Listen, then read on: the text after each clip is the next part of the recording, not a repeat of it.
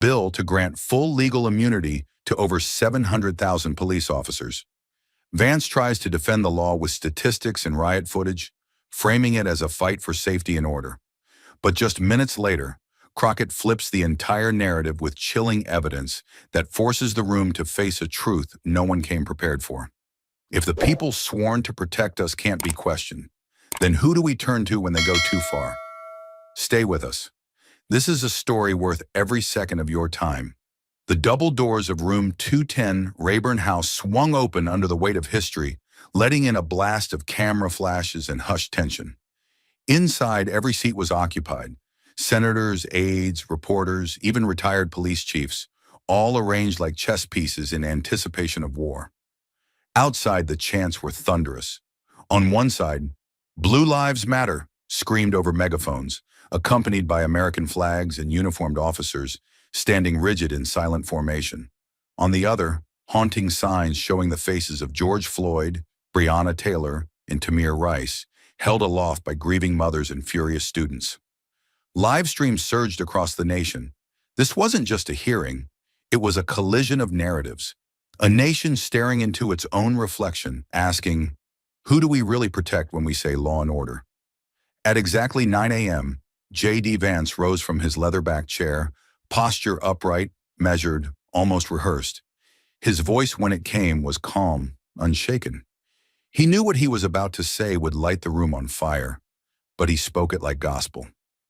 Today, he began, we are taking a stand for every officer who kissed their families goodbye, not knowing if they'd come home. He paused, scanning the room. The National Law Enforcement Immunity Act will ensure that those acting under perceived threat, within the volatile environments they face, will not be destroyed by lawsuits, media attacks, or political witch hunts. His voice thickened with drama. Let me be clear, we are not legalizing violence.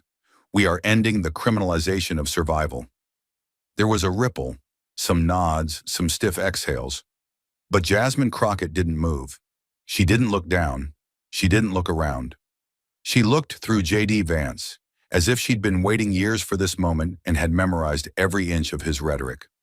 She rose slowly, no notes, no binder, just memory, and something deeper. Witness. Her voice wasn't loud, but it didn't need to be. It carried with the weight of funerals and courtroom benches and hospital hallways.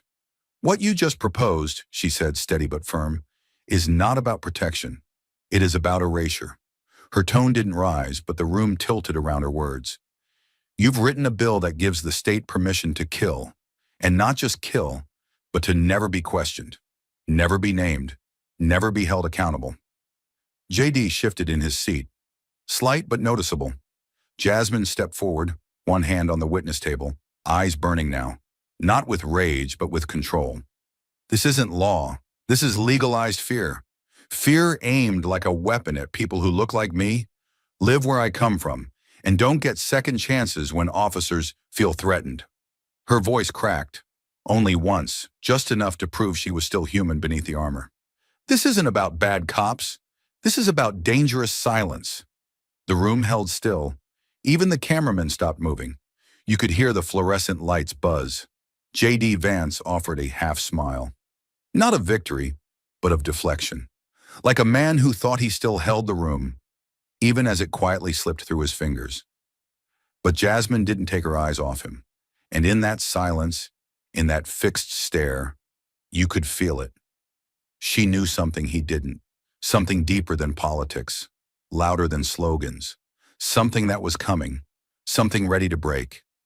And that's where it began. The silence was short-lived. J.D. Vance, unshaken by Jasmine's searing rebuke, moved with the precision of a man who didn't believe he'd been challenged, only interrupted. Without a word, he tapped the embedded control panel in front of him. The lights dimmed just enough to shift the atmosphere from debate to demonstration. A large screen behind the dais flickered on, casting grainy shadows across the polished floor. Let's be honest about what our officers are facing, he said, standing straighter, his tone sharper, colder. The first frame cut in, Atlanta, 2021. An officer, overwhelmed and outnumbered, stumbling backward as a bottle crashes against his riot shield. A second video, Seattle, 2020. A patrol car surrounded, its windows shattered, the driver dragged out, kicking, screaming, disappearing under a blur of fists. The footage was unfiltered, brutal, no narration, just raw noise. Sirens, glass, rage. JD let the room absorb it before he spoke again.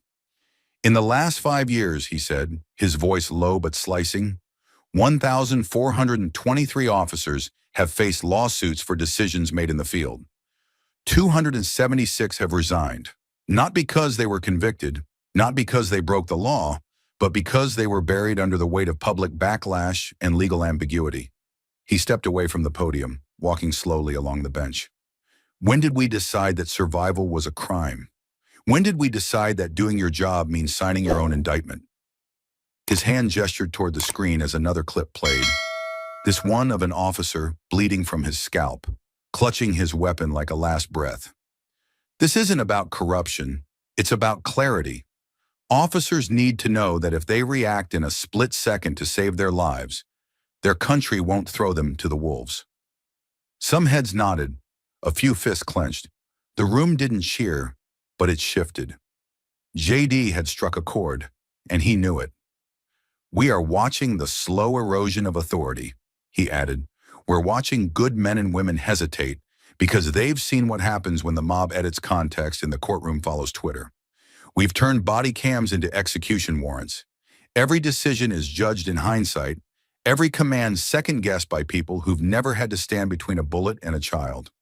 He looked back at Jasmine for the first time since he began. We cannot survive as a country that eats its protectors alive. Jasmine didn't blink. Her expression didn't shift. But behind the stillness, something was forming. Not retaliation, revelation. She wasn't shaken by the images. She had seen worse, lived through worse. What pierced her wasn't the video, but the selective outrage. How pain was only validated when worn in uniform. The families she knew didn't have screens to play their suffering. No montage, no statistics, just names etched on sidewalks and whispered in courtrooms, always accompanied by the phrase, "Officer acted appropriately." And as JD turned back to his seat, head held high like a general who believed he'd just won the first battle, Jasmine never looked away. Because she understood. The louder he played the footage, the more desperate he was to cover up the truth. And the truth was still coming. When the final image on JD Vance's screen dissolved into darkness, the silence that followed wasn't victory, it was vacuum. The air felt thinner, the room smaller, as if the footage had drained all oxygen. But Jasmine Crockett hadn't moved. And what she said next didn't just cut through the silence, it shattered it. She didn't rise, she didn't flinch. She only tilted her head slightly and folded her hands on the desk, her voice calm, deliberate, surgical.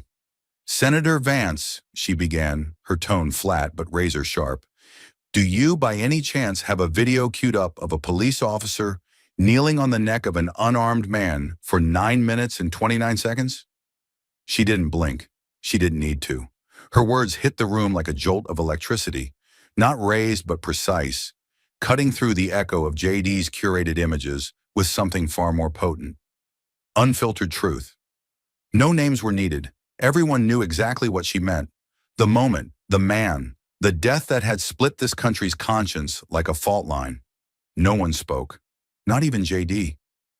A ripple passed through the hearing room, but it wasn't the kind of ripple JD had summoned with statistics or shock footage. This one felt human, raw and rupturing. On the left side of the chamber, someone let out a sharp exhale. On the right, a congressional aide abruptly stopped typing. One man shifted in his seat and stared hard at the wood grain on the table, as if avoiding her gaze would soften the weight of her question. But nothing softened it, because Jasmine hadn't just responded, she had reframed the battlefield. Her words weren't argument, they were indictment, and in them was the cold, unrelenting memory of a knee, a sidewalk, a voice begging for air, and a nation that watched. No one applauded right away. They didn't need to. The silence itself felt like judgment. Then quietly at first came the sound of a single hand clapping, slow, steady, defiant. Another followed, and then more. But this wasn't celebration. It was grief weaponized, a controlled eruption of anguish disguised as recognition. You could feel it in the rhythm. This wasn't about politics anymore. This was about a man who died while the system watched. Jasmine didn't smile. She didn't nod. She stayed where she was, hands still folded, her gaze steady, because she hadn't said it for applause. She'd said it because someone had to put the truth back on the record, in the one room where it always seemed to go missing. And now it was there, and no one could look away. The silence that followed Jasmine's question wasn't just silence, it was submission. No one had an answer. No one dared pretend they did. But Jasmine didn't let the silence rest. She turned it into something heavier, remembrance. She tapped her tablet gently, and the screen above the committee chamber changed. Not to footage, not to statistics, but to 12 still portraits. One by one they appeared. 12 faces, 12 human lives. A 9-year-old boy with eyes too big for his face and a smile that looked drawn in crayon. A teenage girl in a prom dress, her curls pinned with care. A 26-year-old EMT in uniform, soft-eyed and radiant. A 48-year-old father sitting at a barbecue table, laughing mid-bite. Each image stark against a white background. No borders, no filters, just names, ages, and 3 final words beneath each one. No charges filed. The screen held them, not as evidence, but as memory. They weren't suspects. They weren't statistics. They were casualties of silence. Jasmine's voice cut through the stillness, not sharp, but deliberate, restrained by force.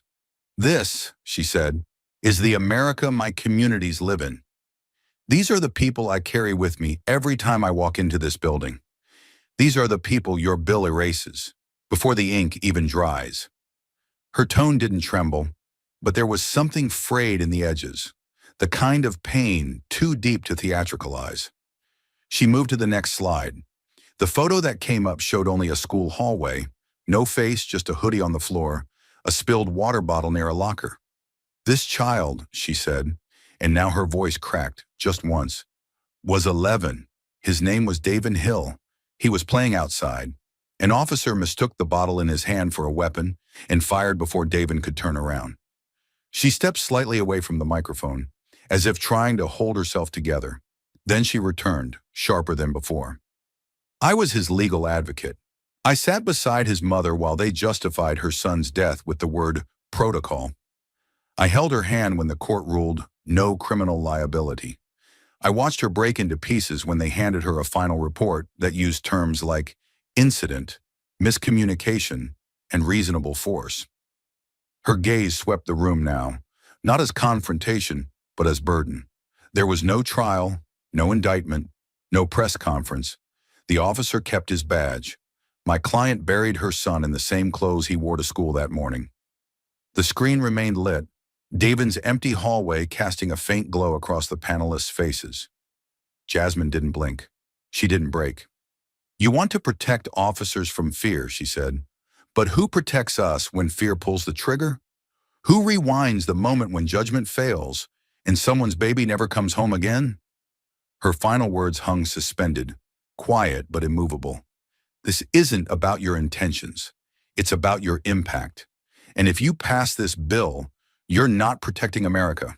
You're protecting the license to destroy it, one unarmed life at a time. The image of David's school hallway still glowed faintly behind them, a silent witness to the weight of what had just been said. But J.D. Vance leaned forward, his voice breaking the stillness, not with apology, but justification. He didn't raise his voice. He didn't need to. The calm in his tone carried something colder than volume, certainty. They ran, he said, folding his hands neatly in front of him, as if reciting a verdict rather than offering a defense. They fit the profile. They match the call-outs. In the field, officers don't get to pause and analyze. They get a flash of movement, a shape in the dark, and the knowledge that it might be their last moment. That's not bias, it's survival. His eyes swept the room, calculated but unshaken. We can't expect perfection in split seconds. We can't ask our officers to be clairvoyant. We can only ask them to go home alive.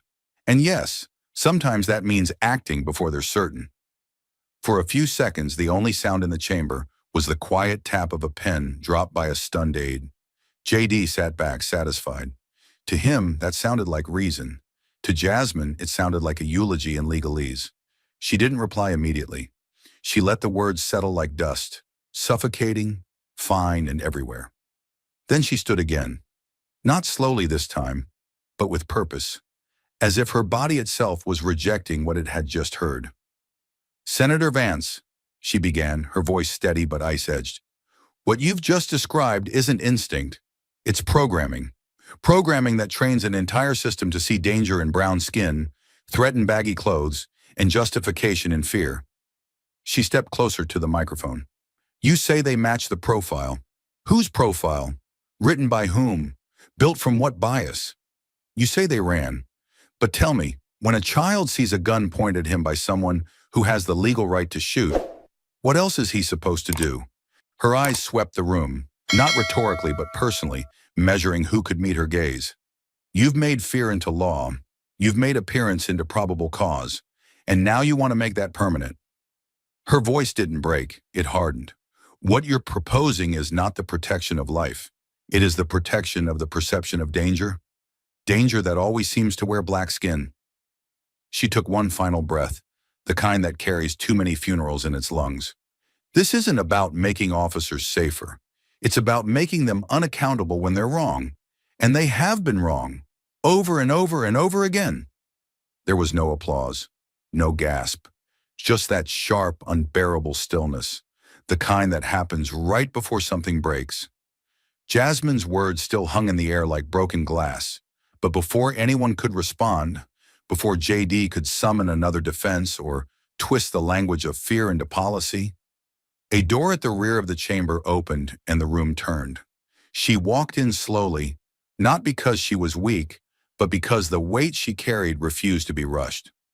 Latrice Daniels, dressed in quiet black, moved down the center aisle of the hearing room as if she were walking through the final stretch of a long funeral. In her hands, she held no signs, no prepared remarks, only a folded photo worn soft at the edges, like it had been held too many times by shaking hands. The chair reserved for public witnesses sat vacant at the end of the bench, and when she took her seat, no one needed a title to know who she was. Her name was already whispered across social media and scrawled across protest posters nationwide. Her son, Malik Daniels, had been 13, and he was dead. A staffer handed her a microphone. She didn't test it. She didn't ask if people could hear her. She looked down at the photo in her hands, Malik in a yellow shirt, his smile cocky, his eyes wide with the kind of mischief 13-year-olds are supposed to survive.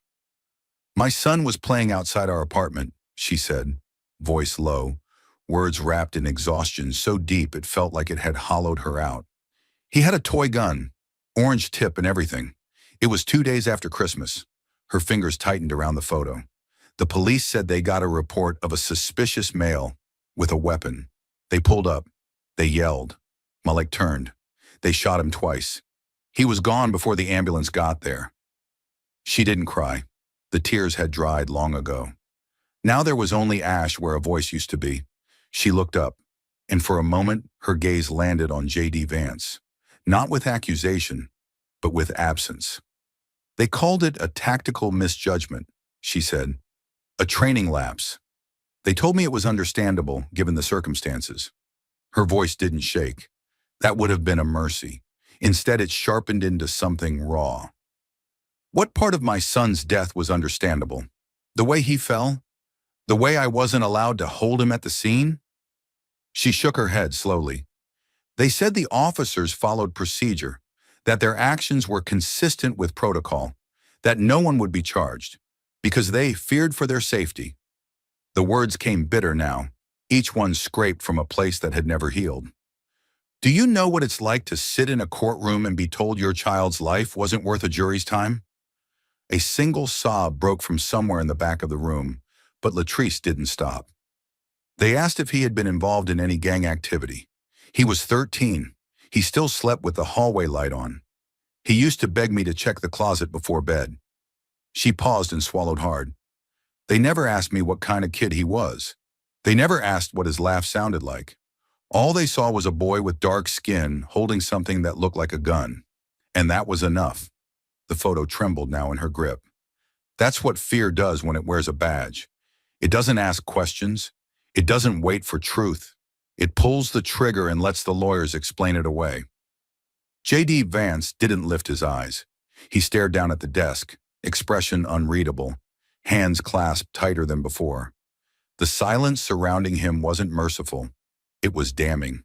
For the first time that morning, he had no facts to cite, no footage to project, no legal principle to spin. Because sitting less than 20 feet from him was a mother whose son had been mistaken for a threat and executed for it. And the law he was defending would have made sure no one ever had to say sorry. Jasmine Crockett sat beside Latrice, unmoving, her shoulders squared as if absorbing the weight that had just entered the room.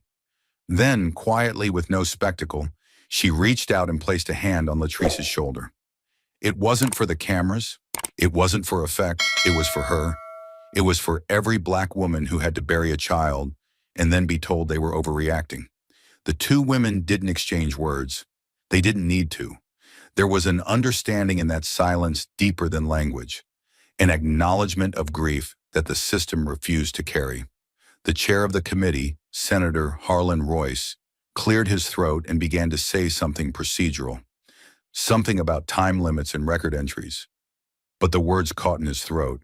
He looked around the room and saw the faces, some stricken, some hollow, some avoiding eye contact entirely. Even the aides had stopped typing. Even the cameras seemed quieter. The room was holding its breath, not out of respect, but out of confrontation. Because in that moment, no one could pretend anymore. No one could hide behind statistical outliers or policy disagreements. Malik wasn't a policy. He was a child, and he was dead. Latrice set the photo gently on the table in front of her and pushed it forward until it sat at the very edge. It faced the committee directly. "You can pass your law," she said finally. "You can say it'll save lives. But don't lie to yourselves. You're not protecting officers. You're protecting the right to never say, 'We were wrong.'" Her voice faded, but not the words. "You want to make it legal to fear someone like my son, and I need you to know he was scared too." The chair didn't respond. JD didn't look up, and for a full 30 seconds, no one moved. Not because they didn't want to, but because no one knew how to go back to normal after that. And maybe that was the point. Maybe normal was the problem all along. Jasmine's hand remained on Latrice's shoulder as the screen behind them dimmed to black, but the faces stayed, the stories stayed, and in that stillness, something permanent settled over the room. Not a policy, not a vote, but truth. And truth in that room was heavier than law. The weight of Latrice Daniels' testimony still lingered like smoke in a sealed room. But J.D. Vance, unwilling to let that moment define the hearing, reached not for reason, but for retaliation. And with one calculated gesture, he tried to rewrite the narrative. He tapped a button on his monitor, and the overhead screen flickered to life again. Not with evidence, but with a political trap. The grainy footage began without introduction. Jasmine Crockett stood atop a concrete planter, a bullhorn in one hand, the roar of a crowd behind her. It was June 2020, Dallas, a protest march. Her voice echoed over the crowd, firm, resolute, alive with fury earned the hard way. "We will not bow anymore, not to fear, not to power, not to anyone who sees our lives as disposable." A pause, then cheers. The screen froze. Jasmine mid-sentence, her fist raised, the crowd swelling behind her like a tide. J.D. Vance let the image linger. He stood slowly, turning back to the room, his voice as controlled as it was weaponized. "Let's stop pretending," he began. "This is not a voice of reason. This is not a voice of law. This is the voice of unrest." His tone didn't rise, but it hardened, shifting from argument to indictment. That clip wasn't taken in a courtroom, or a hearing, or on the House floor.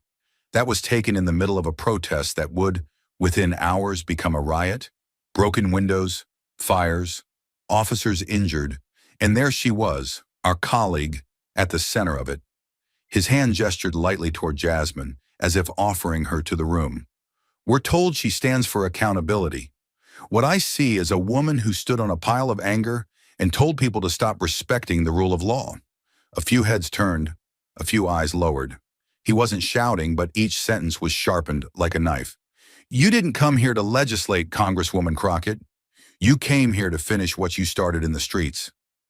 The silence that followed wasn't empty. It was chilling, not because of what had been said, but because of what had been attempted. JD hadn't answered the question. He hadn't acknowledged Malik. He hadn't denied the pain. Instead, he had reached back 4 years to cast a shadow over Jasmine's voice.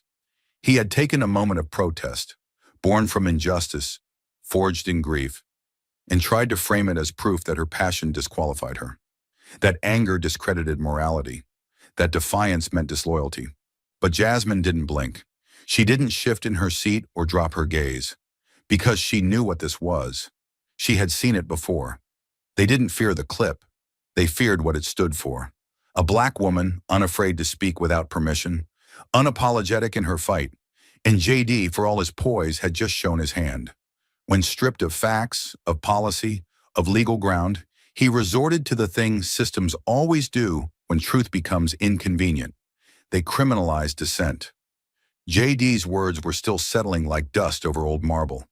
But before they could root, Jasmine rose, not in defense, not in anger, but in something far more dangerous to the comfort of that room. Clarity. She stood slowly, deliberately, her chair gliding back with the low scrape of steel on polished floor. A sound small but unmistakable in a room suddenly far too quiet. Her movement wasn't reaction, it was conviction made physical.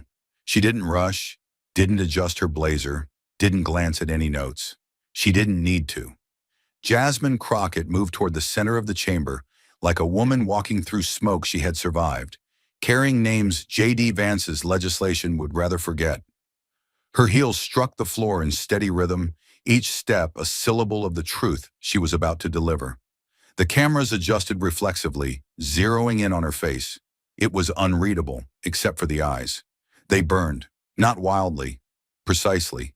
And when she finally stopped, framed by the seal of the committee behind her and the nation watching in breathless silence, she spoke. I didn't come here to make speeches, she said, voice quiet but lined with steel.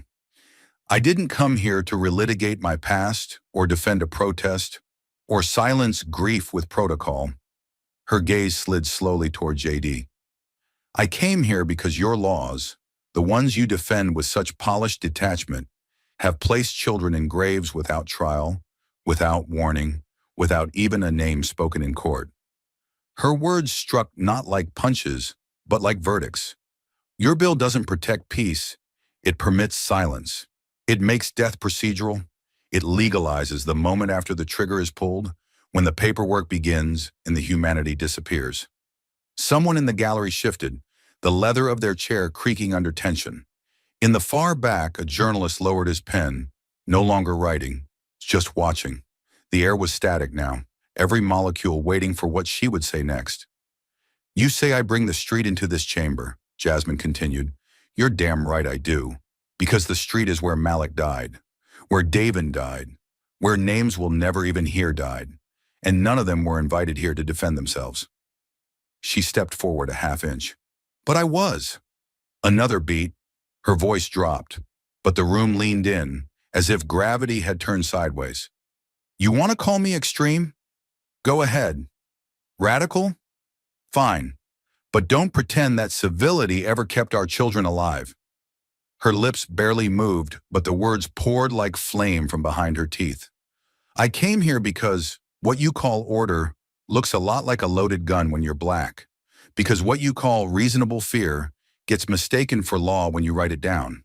Because your policies don't come with accountability, they come with funerals. At that moment, the room wasn't a hearing. It was a courtroom, a reckoning. Jasmine didn't need to yell. Her restraint was the indictment. She turned slightly, addressing the rest of the chamber, not with politics, but presence. I am not here because I'm fearless, she said. I'm here because I've seen what happens when no one is. And I refuse to sit quietly while you turn fear into legislation and call it justice. Her final glance was not toward JD, but toward the wall of names still burned into memory. And for a long moment, no one said anything. because what she just delivered wasn't a rebuttal.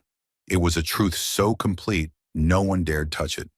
The room was still reeling from Jasmine's blistering indictment of immunity as legalized silence. But what came next wasn't just words, it was evidence. Not opinion, not theory. It was the anatomy of a system engineered to prey. She didn't hesitate. She reached into the folder before her and pulled out a set of printed emails, their headers unmistakable, their dates recent. She held them up, one in each hand, then placed them under the document camera. The screen behind her came alive. Subject: Strategic Enforcement Zones.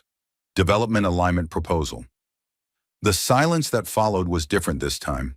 Cold, bureaucratic, afraid. This email, Jasmine began, her voice taut with controlled urgency, was sent from the leadership of the Burnett Police Department in Texas to precinct captains last February. It outlines a strategy to, quote, increase randomized stops and patrols in economically challenged minority neighborhoods to preemptively stabilize perception for potential investors. She let the words sit in the air like smoke from a slow fire. No one dared speak. They weren't reducing crime. They were reshaping optics, not for safety, for profit. She clicked to the next page. Now the screen displayed a scanned contract, 7 pages, all initialed, all signed. Jasmine pointed to the seal in the corner. Wyland Urban Equity Fund. This, she said with slow, deliberate cadence, is a formal revenue-sharing agreement between Burnett PD and a private investment group. It awards financial bonuses to the department based on monthly arrest quotas within designated redevelopment corridors. She looked up. And those corridors, they just happen to overlap almost perfectly with neighborhoods that are 90% black and brown, with average annual incomes under $30,000. Her voice was unwavering now. We're not talking about enforcement. We're talking about targeting. Targeting for money. Targeting with incentives to remove bodies so buildings can go up faster. The tension in the room became suffocating. One senator shifted uncomfortably. A lobbyist in the back scribbled notes with shaking hands. J.D. Vance didn't look up. Jasmine didn't need him to. She turned back to the screen. The bonuses were tiered. $500 for drug-related arrests, $1,000 for firearms, $200 for misdemeanors, but only if they occurred in the high-priority zones. These weren't patrols. They were fishing expeditions with human beings as the catch. Her words were tight, unapologetic, deadly accurate. And let's be clear, she said, voice hardening. The more arrests they made, the more grants were unlocked for so-called community projects. Projects that somehow never benefited the communities being policed. She stepped away from the podium and let the documents linger behind her. Black text, white background. Nothing dramatic, just the machinery of structural racism laid bare. This is what happens when fear becomes policy, when neighborhoods become zones, when citizens become quotas. Her eyes scanned the room slowly, voice softer now, but twice as lethal. And now you want to give immunity to the very officers who carried this out. You want to shield them, not only from consequence, but from the truth. Another pause. Well, now the truth is on the record. Try scrubbing that from your conscience. No one moved, not a cough, not a whisper. The chamber was locked in the weight of it, proof undeniable, purpose unshaken. Jasmine didn't raise her voice. She didn't need to. She had just dismantled the illusion of neutrality with documents signed in ink and built on silence. The documents still glowed on the screen behind Jasmine. Inked signatures, line items, corporate logos, undeniable proof of systemic exploitation. The silence that followed was absolute. And then J.D. Vance, cornered, exposed, broke it the only way power knows how, with denial. His voice came sharp and forceful, like a man trying to extinguish a fire with volume alone. This is a local issue, he snapped, rising halfway out of his seat. His hand struck the table, not hard enough to startle, but hard enough to demand notice. One precinct, one department. This doesn't represent the entire justice system. His tone teetered between outrage and disbelief, as if he couldn't decide whether to feign ignorance or double down on authority. You're painting with a brush dipped in sensationalism. You're trying to indict the entire institution based on one error. The words spilled too fast, each one a fracture in his control. It's not policy, he insisted. It's a deviation, a failure in oversight. Don't twist a single misstep into a national narrative. But the room didn't move with him. No one echoed his words. The senators remained still. The staffers didn't blink. The cameras didn't pan away. J.D. Vance's voice had risen, but it had failed to land. Because what he called a misstep, everyone else had seen for what it was, a mirror, a system reflected perfectly in a single act of strategy and funding. And Jasmine Crockett, she didn't even need to raise her tone. That was the real threat. She stepped forward, eyes fixed on him, not with hostility, but with the devastating calm of someone who had heard these deflections 1,000 times and buried too many children beneath them. Her voice was quiet, but every syllable landed like a sentence. If you didn't know, she said, her words heavy with restrained fury, if this email, this contract, this grotesque partnership between capital and force somehow escaped your attention, then you are too uninformed, too removed, too unqualified to shape legislation that governs the lives of people you clearly don't understand. She let that hang, not as rhetoric, but as diagnosis. Then, without flinching, she delivered the blow that no amount of indignation could absorb. But if you did know, if you saw the quotas, the bonuses, the maps designed to erase neighborhoods, and still chose to defend it here, today, then you are not just a bystander. She leaned into the microphone now, not for volume, but for precision. You are a participant. You are not protecting the law. You are laundering exploitation through it. There was no noise after that. No gavel, no rebuttal. Just the sound of a room realizing that the woman they tried to label as radical had just delivered the clearest definition of complicity anyone had ever dared speak. And she had done it without raising her voice once. The chamber had gone still, every breath waiting on what might come next. But the threat no longer came from inside the room. It stood outside, pressed in against the walls like a quiet army. And everyone knew it. Through the reinforced glass windows lining the rear of the hearing room, the crowd could be seen gathering in formation. Hundreds of uniformed officers, lined shoulder to shoulder across the Capitol steps, stood in perfect silence, their presence heavy and unmistakably intentional. Each held a flag, not the stars and stripes, but banners emblazoned in dark blue with bold block lettering, "Protect the Blue." They didn't chant. They didn't move. They didn't need to. Their stillness said everything. It was not a protest. It was a statement. "We're watching." Inside, a staffer moved quietly toward the dais and handed a folded memo to the committee chair. The paper trembled slightly in the man's hands. He read it, swallowed hard, and passed it down the line without a word. The letter marked "Confidential," Office of the Ohio State Police, was clear. If public disrespect and vilification of law enforcement continues within this chamber, this department will initiate emergency withdrawal of personnel from non-essential civic zones, effective immediately. A tactical reshuffling cloaked in bureaucratic calm, but the message was unmistakable. Comply or lose control. J.D. Vance seized the moment like a general who had just heard reinforcements arrive. He rose with force this time, the gravity of the officers outside fusing with his voice. "This is what happens when you push too far," he began, his eyes scanning the room like a man who believed he'd just won without firing a shot. "If we continue down this road of demonizing law enforcement, stripping them of the right to act, to decide, to survive, we are going to lose them." He pointed to the window, where the silhouettes of helmets and flags remain motionless. "And when they're gone, who will answer that 911 call? Who will stand between chaos and your home? You want to talk about systems, but when the system walks out the door, what do you have left?" His voice rose, trembling on the edge of righteous indignation. "Order doesn't sustain itself. It is protected by people who are now being told they are the enemy." Jasmine waited until the room had soaked in every word. She didn't respond immediately because she understood what had just been attempted. Fear had walked into the hearing, dressed in uniform, weaponized as leverage. And J.D., like so many before him, had mistaken that fear for an argument. Then she stood slowly, with the same calm that had guided every truth she'd delivered all day. Her voice came low, but the silence around it sharpened every syllable. "Senator Vance, you keep asking who will protect us," she said, "but you never ask who we need protection from." The words sliced through the tension like a scalpel. Her eyes didn't shift. "Let me help you. We need protection from people who believe their badge makes them untouchable, from departments who assign value to bodies based on their zip code, from a culture that punishes protest but funds silence." She stepped closer to the center of the room, now facing the entire committee. "You say officers are leaving because they feel disrespected.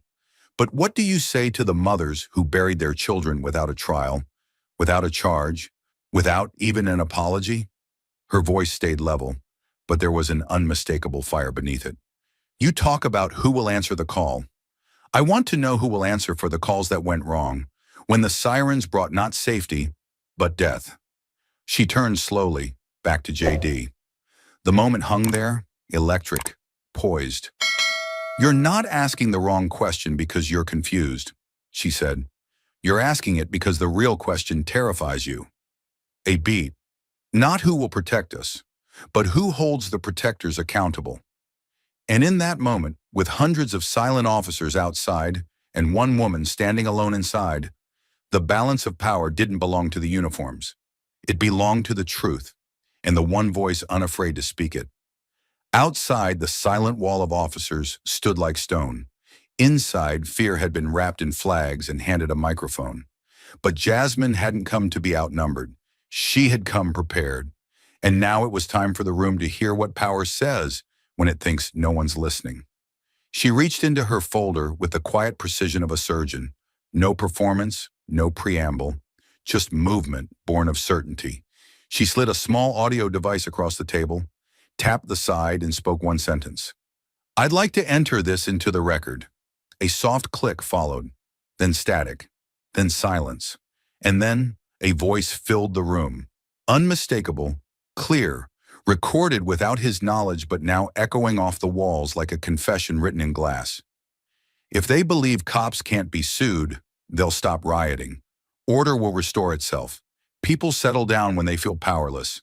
J.D. Vance." In his own voice, no edits, no questions. Just a strategy session turned revelation, broadcast to a room that had run out of excuses. Gasps rolled through the chamber like a wave cresting on marble. Chairs shifted, pens paused midair.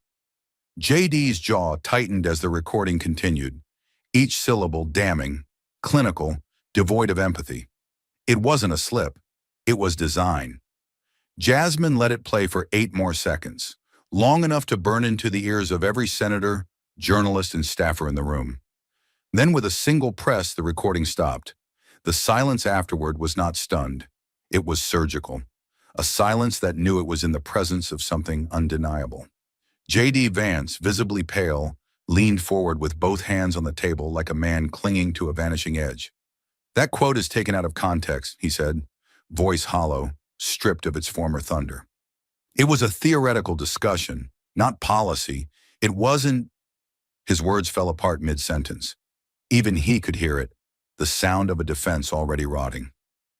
Jasmine didn't rush.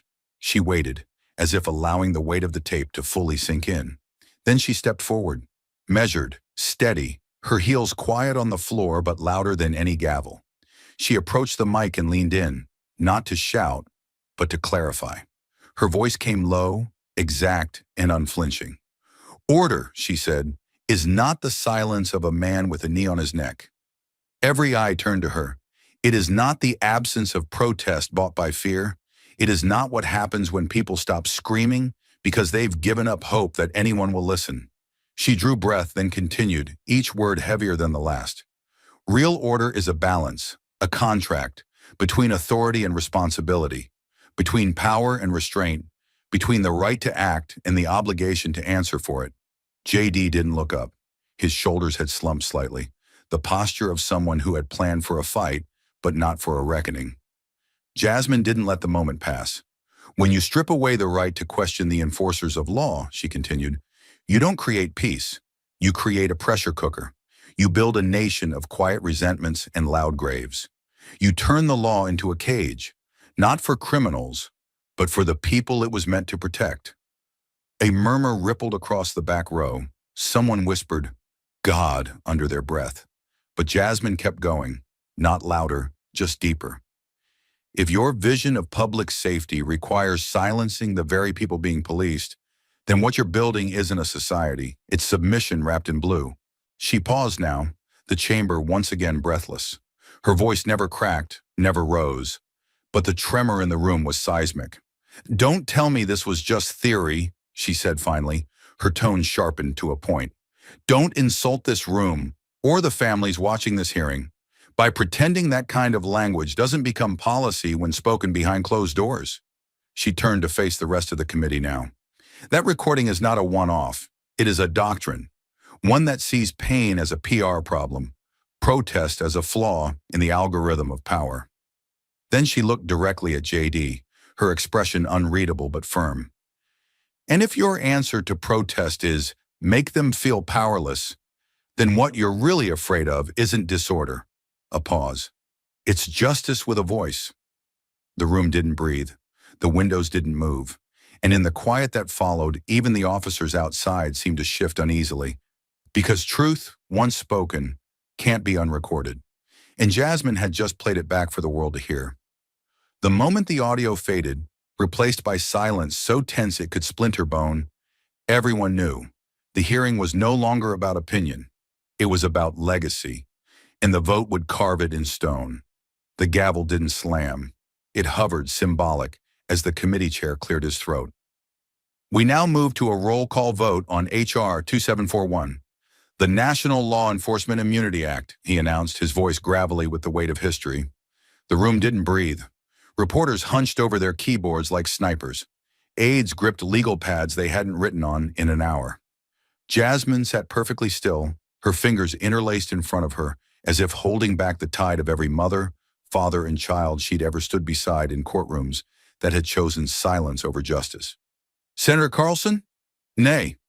Senator Dubois? Aye." One by one, names were called, and each answer rang out like the ticking of a bomb about to decide whose truth mattered more, Powers or the people's. Then came a pause, an unplanned, oxygen-thieving pause. Senator Richard Weems, a lifelong conservative from Ohio, didn't answer. He looked down at his phone. The camera zoomed in as his thumb trembled over the screen. He tapped, waited, then to everyone's confusion, raised the phone to his ear and whispered, "Hey, baby, real quick, just tell me one thing. Do you feel safe?" His daughter's voice couldn't be heard, but something in his face changed. It wasn't political, it was paternal, a crack in armor. He exhaled, heavy and real, then lowered the phone, placed it beside the mic, and said, "Nay." The room didn't move. For a second, no one even understood. Then the tally hit the screen behind the panel. 11-10. Motion fails. A silent gasp passed like wind through the chamber. J.D. Vance's jaw flexed, then slackened. His hands were clenched at his sides, but his eyes betrayed it. He hadn't prepared for this. He stood slowly like a man recovering from a body blow, and without a single word turned and walked toward the exit. No one stopped him. The cameras followed, hoping for a flinch, a snarl, a last-minute play for narrative redemption. But he offered nothing, not even a backward glance. Just the hollow, unmistakable retreat of a man who had lost not just a vote, but control of the story. Inside, the chamber remained suspended in a strange gravity. Jasmine didn't gloat. There was no fist raised, no dramatic line waiting to go viral. She didn't even smile.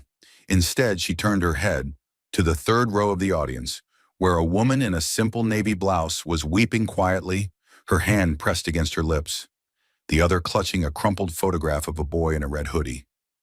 Malik, 13 years old, shot for holding a toy. Jasmine met her eyes, and for a heartbeat, the entire country watched two women grieve in unison, one for a son buried too soon, the other for every courtroom that never heard his name. Jasmine rose, walked a few steps to the railing, and placed her hand over her heart, not in victory, but in mourning. A quiet nod. That was all. But it was enough. Enough to tell every mother watching at home that their pain hadn't been erased. that someone inside those halls of power had seen them, had fought for them, and had won, not with rage, not with revenge, but with truth sharper than any law and steadier than any gavel. As JD disappeared beyond the heavy oak doors, the silence he left behind didn't feel like relief. It felt like pressure building in the heart of a nation split at its seams. Outside the Capitol, sirens wailed, not in alarm, but in surrender. Rows of uniformed officers began to retreat, stepping back from the perimeters they had guarded all day, their faces unreadable behind visors. They moved in silent coordination, holstering batons, silencing radios, and dissolving into waiting cruisers. Blue and red lights swirled across the night like a dying storm. A few protesters flinched, unsure if it was a trick, but the realization slowly rippled outward. They weren't being pushed anymore. The wall had pulled back. They had held the line. And in its place, thousands of tiny flames flickered into being. Candles lifted by hands, shaking from exhaustion, from disbelief, from years of not being seen. Mothers held pictures. Fathers clutched shirts that no longer had owners. Young men stood with lips pressed shut but eyes burning wide open. The night air thickened with smoke, sweat, and something sacred. The moment grief finally outlasted fear. Cameras swung in wide arcs over the scene. Drones hummed overhead. The anchors on every major network scrambled to reframe the narrative. Historic upset. Crockett halts qualified immunity bill. Congress rocked by narrow defeat. But one headline landed harder than the rest.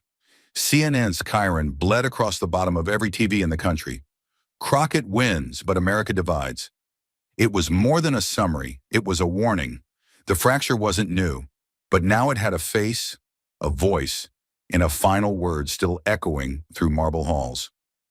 Inside, under the rotunda, Jasmine Crockett stepped in front of the podium. No teleprompter, no talking points. Just her, the seal of Congress behind her, and the nation watching. The crowd, journalists, clerks, aides, families, activists, fell silent. Even the security guards paused, their radios off, hands behind their backs. Her voice cut through the hush like glass. I need to make something clear. I'm not anti-police. I never have been. She let it hang, sharp, pointed, defiant. I'm anti-power without accountability. I'm against badges being used as shields for impunity. I'm against laws that punish the powerless and protect the protected. Every syllable was delivered not with anger, but with precision, like a scalpel. Not a scream, but a reckoning. A civilized society isn't measured by how many people it arrests, she continued, but by whether people trust the law enough to seek it, not fear it. She reached for the candle someone had placed on the steps beside her. A vigil left burning for Malik, for Tamir, for Brianna, for all the names that had become hashtags before they could finish high school. She held it in both hands. I want every officer who risks their life for this country to know. I respect you, but respect without scrutiny is worship. And we're not here to worship men with guns. We're here to protect the Constitution that governs everyone, even them. The camera panned slowly, capturing the sea of faces, some tearful, others stunned, many simply overwhelmed. A mother in the front row clutched her chest. A young man held up a hand-drawn sign that read, "We are worth protecting too." Across the country, living rooms fell silent. Bars turned down their music. In cities and suburbs and forgotten corners of America, people leaned in, holding their breath. Then Jasmine looked directly into the lens. Not past it, not through it, into it. Her final words were not shouted. They were steady, ice cold, iron heavy. No one wearing a uniform has the right to stand above the law. Not the man with a badge, not the man with a gun, not the man who claims to kill in the name of peace. Because when justice bows to fear, what we're protecting isn't society, it's control, and control without justice. She narrowed her eyes slightly. Isn't protection, it's tyranny. She stepped back. The microphone crackled and went dead. But no one moved. It wasn't a speech. It was a line in the concrete. A boundary drawn, not in chalk, but in blood and belief. The media rushed to name it. The Crockett Doctrine, a sentence that lit up Twitter. a quote replayed across every cable channel, a moment that would be studied in law schools, shouted in protests, and whispered in patrol cars at shift change. But for Jasmine, it wasn't doctrine. It was defense. For the voiceless, for the silenced, for the next 11-year-old who didn't get a courtroom. Outside, the candles still burned. They would keep burning, long after the cameras turned off, long after the officers went home, and long after the votes were tallied. Because tonight, a woman walked into the most protected building in America and told the truth. Not for applause, not for victory, but because silence would have made her complicit. And America, broken and burning, finally listened. Not all of it, not yet, but enough to change everything.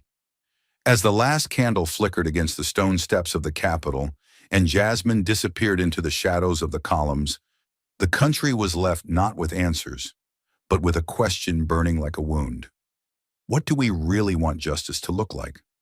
Justice for most was an idea, an abstraction painted in textbooks and echoed through campaign slogans. But for Jasmine Crockett, justice had always been personal. It had a face. It had a body count. It had a time of death on a coroner's chart that no apology could erase. And in that moment, as the crowds dispersed and the country held its breath, the real question emerged. What happens after the applause dies? After the cameras turn off? After the hashtag trends and fades? You see, justice without memory is performance, and America had become addicted to performance. But Jasmine never came for performance. She came for reckoning, and that's what she left behind. In the days that followed, the backlash was swift and vicious. Political operatives branded her a radical with a martyr complex. Commentators questioned her patriotism, her upbringing, her tone. Police unions threatened walkouts in 3 states. Anonymous letters arrived at her office, one quoting scripture, another quoting bullets. Yet none of it surprised her. She had never been allowed to speak without consequence. But what cut deeper than threats was the silence from those who should have stood beside her. The moderates who privately agreed, the officials who whispered, "You're brave," off camera, the leaders who calculated their next run while she bled in real time. And that was the lesson. Justice has no momentum without sacrifice. If you want change, you must be willing to be devoured by it. Jasmine knew this truth like a second skin.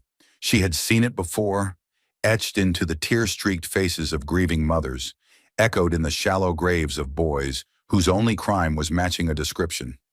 It was never enough to be right. You had to endure being right while the world told you you were wrong. And yet, she pressed forward. Because someone had to be the bridge between pain and power. Someone had to name what others were too afraid to see. In Ohio, the mother of Malik Daniels, who had testified in tears, was invited to her son's old school to speak. She walked through the hallways he used to run through barefoot, now lined with murals of civil rights leaders, and her child's face among them. She didn't cry. She didn't smile. She just whispered, "Maybe now he's more than a mistake." That was the cost. That was the quiet price of truth. In Los Angeles, a police officer anonymously sent a letter to Jasmine's office. He wrote, "I don't agree with everything you said, but when you looked into that camera and said, 'We're not here to worship men with guns,' I finally saw my badge differently. I don't want to be feared anymore. I want to be trusted. Thank you for the mirror." That was the reach. That was the ripple no vote could measure. But the lesson was not just about policing. It was about the dangerous seduction of silence, the way systems condition good people to say nothing, to protect their careers, their comfort, their illusions. Jasmine had stood not to accuse every officer, but to indict a culture that rewards complicity, a culture that convinces us neutrality is nobility. But the truth? Neutrality in the face of suffering is cowardice. Her courage forced a nation to confront its favorite lie. That law and order always serve the same master. They don't. Law protects power, order protects comfort, but justice, real justice, protects the vulnerable. That's why it's always messy. That's why it always looks like protest before it looks like policy.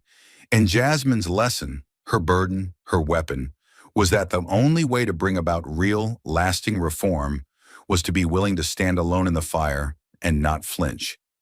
She taught us that dignity doesn't mean silence, That fury can be righteous. That grief is political when it is ignored.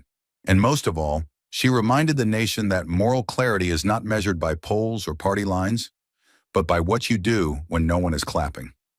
Weeks after the hearing, a teenage girl in Tulsa sent Jasmine a letter. She wrote, "I watched you stand up to all of them. I want to be a lawyer now, not because I like rules, but because I want to make new ones." Jasmine framed that letter and placed it beside the names of the 12 children whose photos she had once projected on the committee wall. Not as trophies, as compass points, because the human lesson was not only about injustice. It was about what we owe each other. We owe the truth. We owe outrage when silence is deadly. We owe protection that doesn't come with a price tag or a color code. And we owe every child the right to grow old. For Jasmine Crockett, the greatest tragedy was not that young black boys were dying. It was that so few people found it tragic. That indifference is what she shattered. That blindness is what she lit on fire. And as the months passed, reform bills began to surface in state legislatures. They didn't carry her name. They didn't make headlines. But inside each proposal, better training protocols, accountability incentives, community first response models were fingerprints of the fire she had started. Quiet fingerprints, but fingerprints nonetheless. Because the lesson, the real lesson of Jasmine Crockett wasn't about a courtroom or a committee hearing. It was about what happens when one woman refuses to accept that silence is the cost of survival. It was about what courage looks like when it's inconvenient. It was about how truth, when spoken with fire and purpose, can survive every attempt to bury it. And it was about how a nation fractured by fear could begin, slowly, painfully, imperfectly, to heal. Not through unity for the sake of unity, but through accountability for the sake of humanity. That is the legacy Jasmine Crockett etched into history, not in marble, not in law, but in the eyes of every person who watched her stand up when it would have been easier to sit down. She didn't win a vote. She won something bigger. She made the nation feel again. And that is how change begins. And while Jasmine's voice echoed through the cracks of a shaken nation, her final message wasn't just a verdict. It was a call to the living, a challenge to the comfortable, a dare to those still watching from behind the glass. This is not the end. This is the ignition point. If you're angry, stay angry. If you're heartbroken, don't just cry, move. Speak in rooms where silence used to live. Challenge the laws that shield the powerful and abandon the powerless. Ask your officials where they stand when the cameras are off. Demand body cams. Demand civilian oversight. Demand that justice stop kneeling before uniforms and start walking beside citizens. Because nothing changes unless pressure breaks the mold.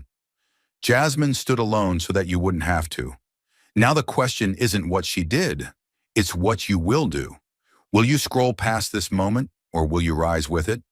The future isn't waiting, it's already watching.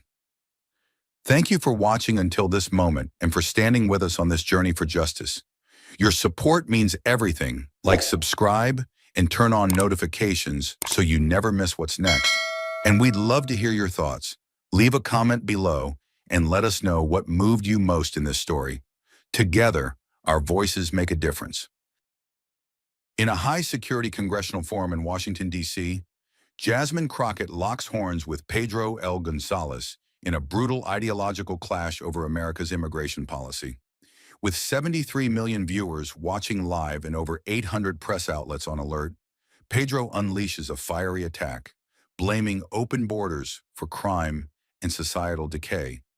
But Jasmine stands tall, weaponizing real human stories and leaked messages to turn the tide. What happens when a man built on rhetoric is exposed by the very facts he tried to bury? Stay with us. This is a story worth every second of your time. The heat outside Houston's Civic Summit Center was sweltering, but it was nothing compared to the firestorm simmering inside. Every seat was filled. Lawmakers, reporters, ICE officials, activists, veterans, and families with tired eyes and immigration files clutched in hand. They didn't come for speeches, they came for a clash. And at the center of that storm stood two names burning on the event schedule like duelists carved into granite. Pedro L. Gonzalez, the conservative firebrand with a sharp tongue and a deeper scandal, and Congresswoman Jasmine Crockett, a rising force from Texas, whose mere presence already rattled the right-wing commentariat. The moderator's voice echoed, "Today's discussion, rebuilding the immigration system, border security, or human dignity." The crowd erupted, not in unity but division. Half stood to cheer. The other half sat still, arms folded, faces clenched. The battlefield was drawn, and the woman walking into that storm wasn't just a participant. She was a target. Jasmine Crockett entered from stage left with no applause from the crowd that despised her. She didn't flinch. Her navy suit was sharp, but her stare was sharper. She didn't come to win friends. She came to hold fire in her hands, and she knew she would bleed for it. Pedro sat smugly at his podium already, arms crossed like a judge presiding over a verdict he thought was pre-written. Cameras locked in, microphones opened, and the air for a split second felt like it stopped breathing. Jasmine knew what this was. Not a debate, not a forum, a setup. She was the black woman they invited to sit beside a man who once mocked her people in leaked messages, thinking she'd crack under pressure, thinking she'd fold before the weight of conservative rage.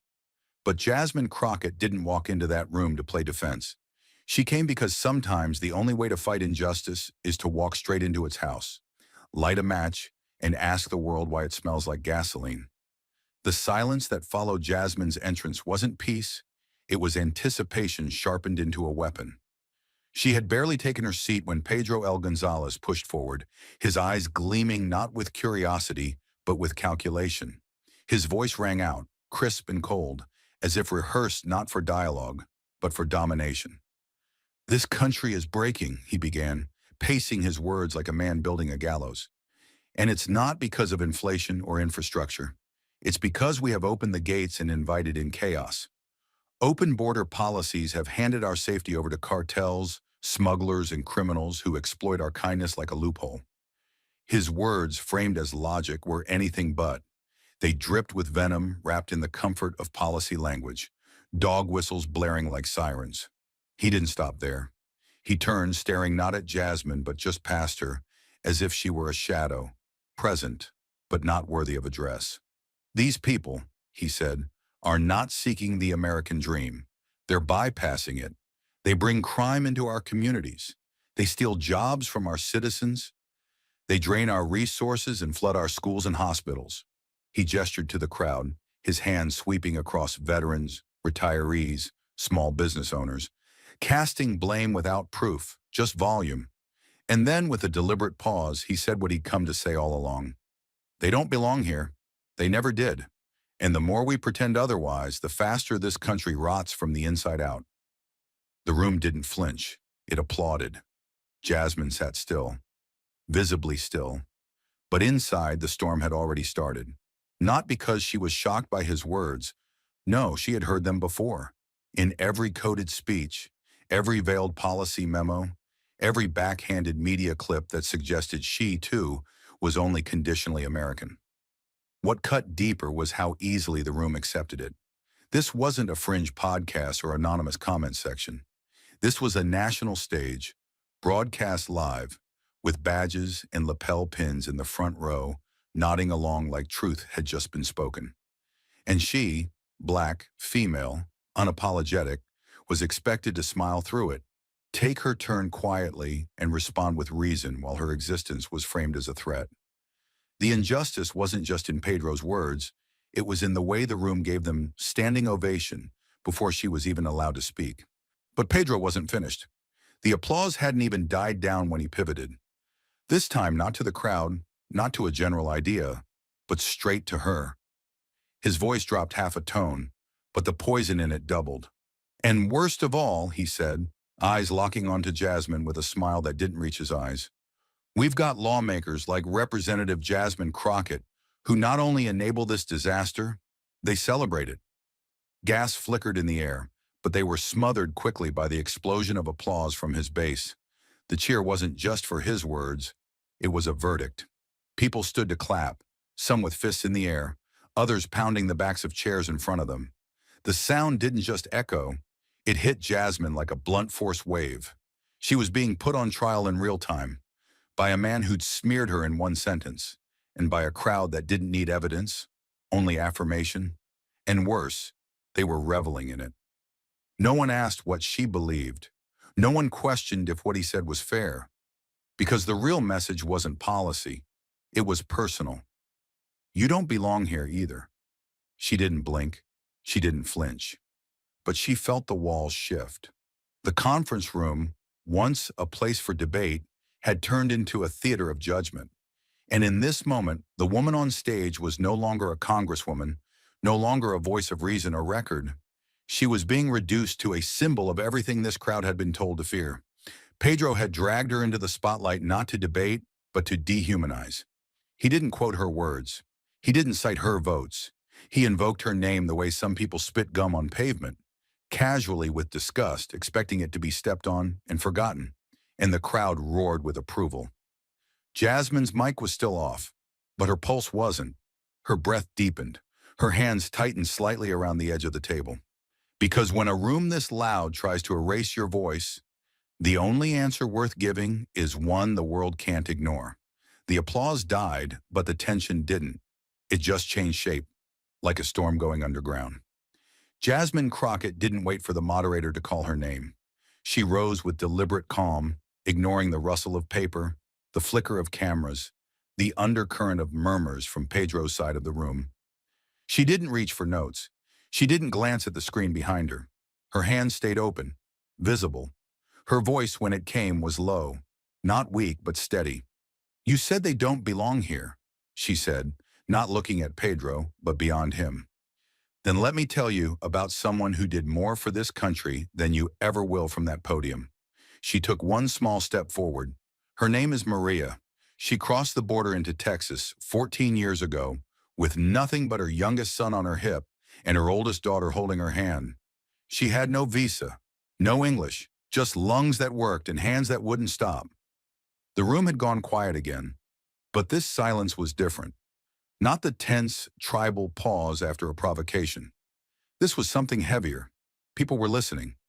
Maria took every job no one else wanted, cleaning bathrooms at 4 a.m., scrubbing operating rooms after midnight, working holidays no one else would touch. She kept her head down, never asked for anything except hours. And then one day, while working at a military facility in El Paso, she saw a young Marine collapse on the pavement during a heat drill. Jasmine let the weight of the moment hang for half a beat. No one else saw him. No one heard him. But she did. She dropped the mop and ran. She shaded his head with her apron, splashed water on his chest, screamed until help came. That boy lived. His name was Corporal Joshua Reed. He wrote me 6 months later, said, and I quote, "If Maria hadn't been there, I'd be dead." She exhaled, not dramatically, but like someone choosing control over fury. 3 weeks later, Maria was picked up by ICE during a routine raid. She was deported, no charges, no hearing, just gone. Her eyes swept the room, locking eyes with no one and everyone at once. And here we are in this hall of logic and order, pretending to debate who belongs. But I've got to ask, what does it mean to belong if saving an American life isn't enough? What more did Maria need to prove? The silence was no longer just respectful. It was shaken. And in that moment, Jasmine wasn't defending immigration. She was putting America on trial for forgetting what dignity looked like. The story of Maria had done something the charts and microphones never could. It pierced the emotional armor of a room built on cold statistics. Jasmine didn't pause to collect herself. She didn't need to. She pivoted seamlessly, her tone shifting from personal to precise, but the weight in her words only grew. "Now let's talk numbers," she said, eyes steady as she gestured toward the screen behind her.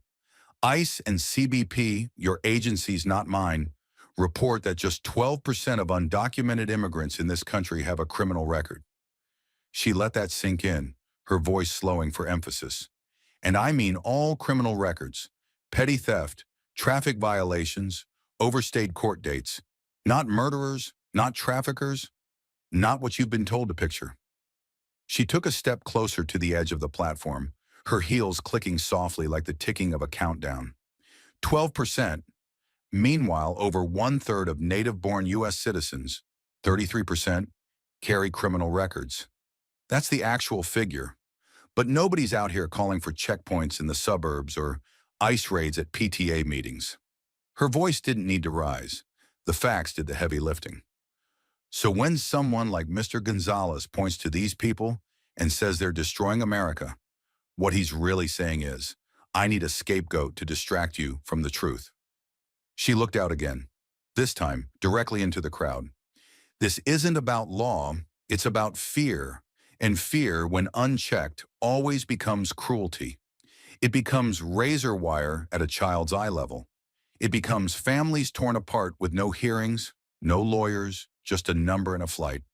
And when policy becomes a blade, not to defend us from danger, but to slice away the inconvenient, the poor, the voiceless, then we have to stop pretending we're debating law. She stepped back, her voice soft now, but steadier than ever. Because when law becomes an excuse to erase conscience, we're not protecting a nation, we're bearing its soul. That line didn't echo. It landed and stayed. One reporter looked up from his laptop, eyebrows knitting into something more human. A woman in the third row, once nodding along with Pedro, folded her arms and stared at the floor. Phones stopped clicking. Screens dimmed. Something had shifted. And it wasn't just opinion. It was discomfort meeting the truth head-on. Because Jasmine hadn't come to play by their script, she came to burn it, line by line, until all that was left was the question they were too afraid to ask. What kind of country are we becoming if this is what we cheer for? The air inside the hall had just begun to shift, just enough for discomfort to settle into clarity, when Pedro seized the moment like a man pulling the fire alarm. His posture changed. Gone was the defensive crouch of someone facing data. Now he stood tall, the voice of a warning cloaked as prophecy. He didn't raise his tone. He lowered it, and that made it worse. No one dares to say this out loud, he began. Slow, deliberate, like someone reading sacred text. But there is a shift happening in this country, a deliberate one. The room grew still again, but not out of respect. It was the quiet before an ideological bomb goes off. They call it immigration reform. They call it compassion, but it's something else. It's replacement. The word dropped like iron into the center of the room. He didn't define it because he didn't have to. The phrase had been circulating in whispers and manifestos, in broadcast monologues and bullet-riddled walls from El Paso to Buffalo. Replacement theory, a conspiracy once confined to message boards and hate forums, was now crawling out of the margins and into the spotlight, carried not by masked extremists, but by polished men with microphones. Look at the numbers, Pedro continued, gesturing broadly. Look at the culture. Look at who's in charge of shaping our media, our schools, even our courts. And ask yourself, if the American identity is changing faster than anyone voted for, isn't that by design? Jasmine didn't move. She didn't interrupt. But she felt the chill crawl up her spine, not from what was said, but from how many in the audience nodded quietly. It wasn't the loud applause this time that disturbed her. It was the silent agreement, the kind that lives under the surface, too ashamed to speak until someone gives it permission. Pedro had just given it, with a suit, a calm tone, and plausible deniability. This wasn't a policy stance. It wasn't even just racism. It was erasure cloaked as defense. And in that moment, Jasmine wasn't just debating a man. She was standing between a crowd and a dangerous idea that had been waiting for someone brave enough, or cruel enough, to say it out loud. The silence that followed Pedro's invocation of replacement wasn't the same as before. It was heavier, thicker, laced with something darker. Jasmine didn't break it with volume. She shattered it with precision. Her body was still, grounded, but her presence pulsed like a drumbeat you didn't hear so much as feel in your chest. She turned slightly toward him, not out of respect, but acknowledgement, the way a surgeon might glance at a tumor before cutting it out. Her voice was even but unyielding. "Let me ask you plainly," she said, her words paced like a cross-examination. "What is it exactly that keeps you awake at night?" She let the question hang just long enough before piercing the heart of it. Is it the fear of losing what was never meant to be permanent? Or the fear that once the playing field is level, You'll have to prove your worth without a head start? She stepped forward, not physically but morally. The shift in tone was unmistakable. You speak of culture like it's a bloodline. You speak of identity like it must be protected from people who cook different food or pray in another language. But I think we both know this isn't about border security. This is about control. And what terrifies you isn't that the country is changing. It's that the country is evolving past the point where people like you get to decide who counts and who doesn't. Her eyes locked onto his now, not with fury, but with something more dangerous, clarity. So I'll ask you again, what are you really afraid of? Losing privilege or losing the last piece of your humanity trying to defend it? The impact was immediate and complicated. Some in the audience stiffened, visibly recoiling like the truth had landed too close to home. Others shifted in their seats, not from anger, but from doubt. Journalists who had been typing suddenly stopped. A congressional aide at the back lowered his phone and looked up, genuinely listening now. The line in the sand Pedro had drawn began to blur. Jasmine hadn't struck him down with rage. She had peeled back the curtain and forced the room to look at the root of its discomfort. She hadn't just questioned Pedro's politics, she had questioned his soul, and in doing so, she gave the room no place to hide. The room was already split down the middle, some still clinging to Pedro's words like lifelines, others sitting in a stunned discomfort as Jasmine dismantled the scaffolding of fear with every sentence. But she wasn't finished. She didn't come to simply challenge rhetoric, she came to reveal the rot beneath the surface. She stood still for a breath, then tilted her head just slightly, her tone sharpening like the edge of a blade. If your concern is really about immigration, she said, voice steady but growing colder, then let's keep it honest.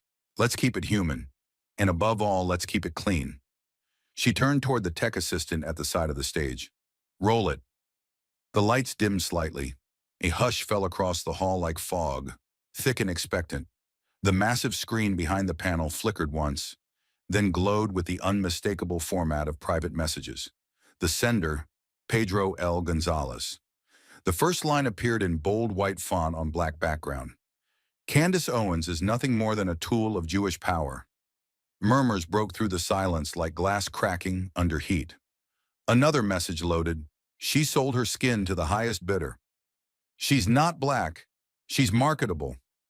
Audible gas cut through the audience. A woman near the aisle pressed her hand to her mouth. A man in the second row whispered, "Jesus Christ," under his breath. And still the screen changed again. They want America weak, brown, and compliant, and people like Owens are just the packaging. Jasmine stood beneath it, not triumphant, not smug. Her arms were crossed lightly, eyes scanning the crowd. These weren't from 10 years ago. These weren't jokes. These are private messages from the same man who just warned you about being replaced. She didn't have to explain what it meant. The words spoke for themselves. What Pedro had been dancing around in his speech, wrapped in statistics and strategy, was now unveiled in its raw, unvarnished ugliness. You can dress hatred in policy language. You can dip it in patriotism. But eventually it slips out in the dark, in where you think no one is watching. The room was not silent anymore. It was stunned. No one moved. No one clapped. The applause machine that had roared to life just 20 minutes ago had gone dead. Even Pedro looked different. He had straightened his back, but the color had drained from his face. His lips pressed into a line so tight they seemed carved from stone. He didn't stand. He didn't speak. He just stared at the screen like it might blink first. Journalists in the press row were already texting with both thumbs. A few audience members stood up, not to leave, but to look closer at the screen, as if proximity might make the words feel less real. It didn't. Jasmine stepped slightly to the side, allowing the full text to remain behind her, like a monument to unmasked truth. What terrifies me isn't just that these words exist, she said, more softly now, almost like she was letting the weight of it settle. It's that he thought no one would ever care, that he could say these things behind closed doors, come out here with a suit and a microphone, and tell you what America should look like. She looked back at Pedro. You don't get to lecture this country on who belongs when you never believed in its promise to begin with. A ripple of movement returned to the crowd. But it was restless now, not reactive. Someone whispered, "Is this real?" Another, "Where did she get those?" One of the camera crews adjusted their lens and zoomed in on Pedro, who now looked like a man slowly realizing the room wasn't just turning, it had already turned. Jasmine's face stayed calm, but her next words cut with the same precision as her opening. What's said in the dark always finds its way to the light, and when it does, we don't get to pretend it doesn't belong to us. She turned back to the audience, her eyes scanning not for applause but for accountability. "So if you're clapping for him, you're clapping for this." No one clapped. Not this time. The screen behind her remained still, but it no longer needed to change. Its content wasn't just about Pedro. It was about a disease deeper than one man, a mindset, a cowardice masquerading as pride. Jasmine had thrown the curtain back and exposed it all, and now the question lingered in the dim air, like a challenge no one could walk away from. If truth makes you uncomfortable, what does that say about the comfort you've been living in? And for the first time that night, even those who came to cheer against her were forced to sit with something far more unsettling than disagreement. The realization that the enemy they feared might not have come from outside the country, but from behind the podium they once applauded. The screen behind Jasmine still glowed with the raw, unfiltered ugliness of Pedro's private words. But the reaction in the room didn't come all at once. It cracked open in two directions, violently and quietly. The first wave hit like a reflex. From the far right section of the hall, Pedro's loyalists erupted, their voices jagged with disbelief and panic disguised as fury. "Fake new!" one man roared, pointing at the screen as if volume could erase pixels. "Deep fake!" another yelled, red-faced, practically trembling. Someone near the back screamed, "She planted it! It's all a lie!" and pounded the metal back of his folding chair like it was a war drum. The chorus of denial swelled, not because they knew the messages weren't real, but because they knew they were, and couldn't live with what that meant. Rage became a shield. Their anger wasn't toward Jasmine. It was toward the truth she dared to unwrap in front of them. But then came the silence. It rolled in slowly, spreading like cold water across a carpet. First in pockets, then whole rows. These were not Pedro's loudest cheerleaders, but they had nodded earlier. They had smiled when he spoke of replacement. They had clapped politely when he dressed exclusion as cultural preservation. Now they didn't move. They didn't speak. They didn't look at Jasmine or at Pedro. They looked inward, as if trying to locate the precise moment they had gone from concerned citizens to silent accomplices. A middle-aged woman in a navy cardigan sat perfectly still, her hands folded in her lap, but her thumbs twisted over each other like they were trying to wring out guilt. A man in a suit 3 rows up had removed his glasses, not to clean them, but because he didn't want to see anymore. And in that stillness was something Jasmine recognized immediately. Not confusion, not even fear. It was recognition. They had seen the face behind the mask, and it looked too much like the one they'd chosen to believe in. Jasmine didn't speak. She didn't need to. Her silence now was louder than their noise had been moments before. She stood in the center of it all, the noise on one side, the shame on the other. The room had tried to put her on trial. They had handed her the microphone expecting her to stumble, to fold, to falter under the weight of a man they thought untouchable. But now they sat in the rubble of a myth she had just dismantled with nothing more than his own words, and she hadn't raised her voice once. Because sometimes justice doesn't sound like thunder. It sounds like the moment a room stops believing its own excuses. The air was split down the middle, half charged with fury, half sunken in shame, when the moderator, clearly rattled, finally intervened. His voice crackled through the mic, brittle and bureaucratic, a desperate attempt to steer a ship already caught in a moral maelstrom. "Congresswoman Crockett," he said, clearing his throat, "let's please maintain order and return to the core agenda of today's summit. We must remain focused on—" But he didn't get the rest out. Jasmine turned her head slowly, not aggressively, but with a gravity so sharp it sliced the air around her. Her eyes met his, not to intimidate, but to remind. Her voice didn't rise, but it carried like a bell in a storm. "If the goal here is to silence the truth the moment it makes the powerful uncomfortable," she said, then this isn't a forum, it's a stage, and we're all just pretending not to know the script. The moderator froze. His hand hovered above the mic panel as if debating whether to cut her audio, then slowly dropped away. Jasmine stepped forward, her frame framed now not just by light, but by moral momentum. If people are so afraid of what I'm saying that they're ready to unplug this microphone, then let's be honest about what this space is, she continued, her tone like a fuse burning towards something larger. This isn't a place for public discourse. This is a theater of lies, a production. And I didn't come here to perform. The silence in the room was no longer confusion. It was fear dressed in suits and polished shoes. And it wasn't just the people in the chairs who noticed. The cameras, perched high above and along the aisles, were still rolling. Red tally lights beamed on every lens. The live stream feeds that had begun as routine civic coverage now lit up with incoming headlines. Houston's summit erupts after Crockett exposes racist texts. Congresswoman challenges stage management over live mic threat. Local reporters lean forward, eyes wide, hands typing furiously. National outlets began picking up the story, clipping Jasmine's words mid-sentence and blasting them onto social media. Newsrooms went into overdrive. Screens flickered with banners. Phones vibrated in the audience. What had begun as a tightly scripted political forum had become something uncontrollable. Real. Jasmine didn't revel in the moment. She didn't gloat or pause for applause. She stood her ground, calm and clear, not because the room gave her permission, but because the truth already had. And in that moment, she exposed something far more dangerous than the man beside her. She exposed how power always flinches when truth refuses to wait its turn. The weight of the silence was becoming unbearable, not just for the audience, but for Pedro himself. After the racist messages, after the cold exposure of his words stripped from their digital hiding places and laid bare under the unforgiving lights, he could no longer hide behind applause or party lines. The mask had cracked. His posture was no longer confident. It was defensive, uncertain. Still, he forced himself to stand, slowly, stiffly, as if gravity had grown stronger in the last 5 minutes. He walked to the front of the stage, adjusted the mic with trembling fingers, and cleared his throat. But the sound that came out wasn't the bold, polished voice that had ignited the room earlier.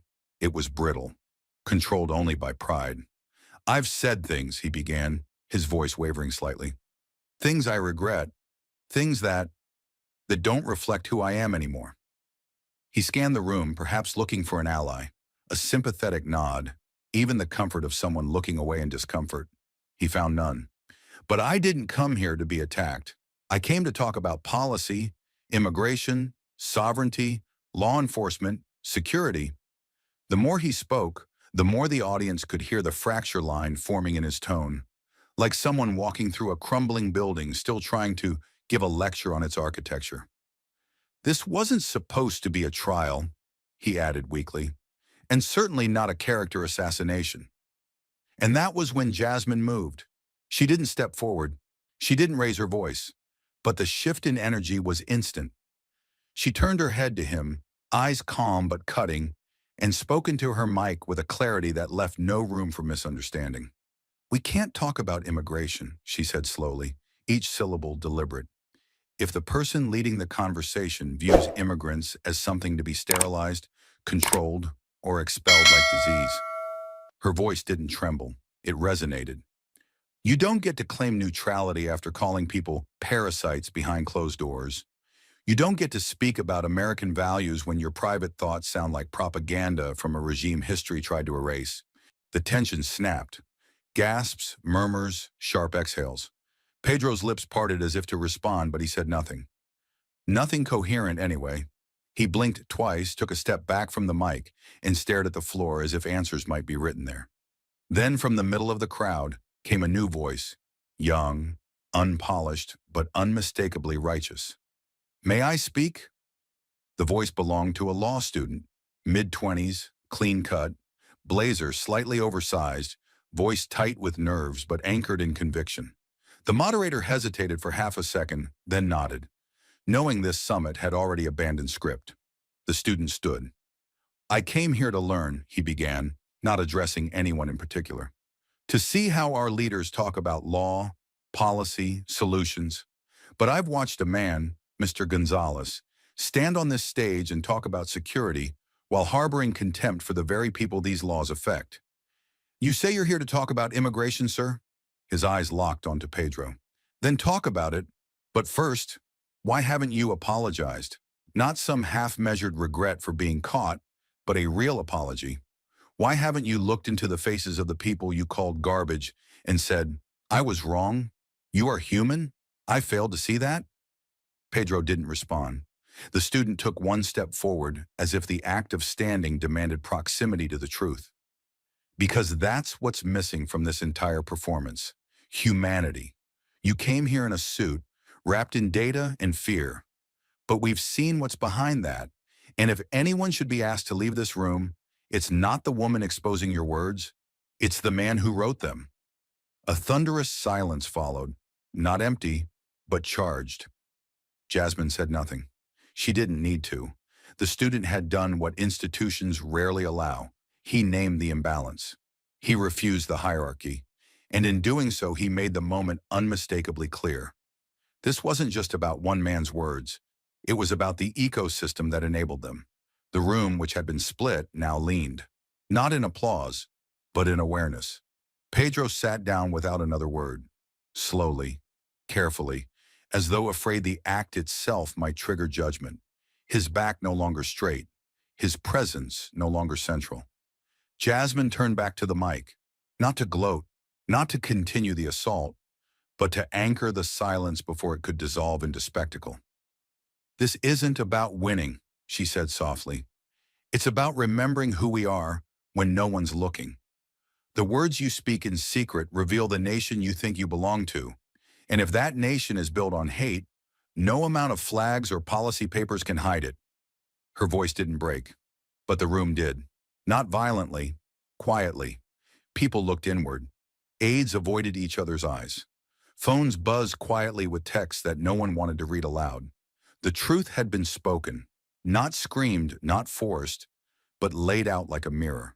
And in that mirror, for the first time, many saw not just Pedro, they saw themselves. The silence that followed the law student's words didn't dissipate. It condensed, thickened. It wrapped itself around the walls of the room like humidity before a thunderclap, tightening every breath, making even the smallest movement feel intrusive.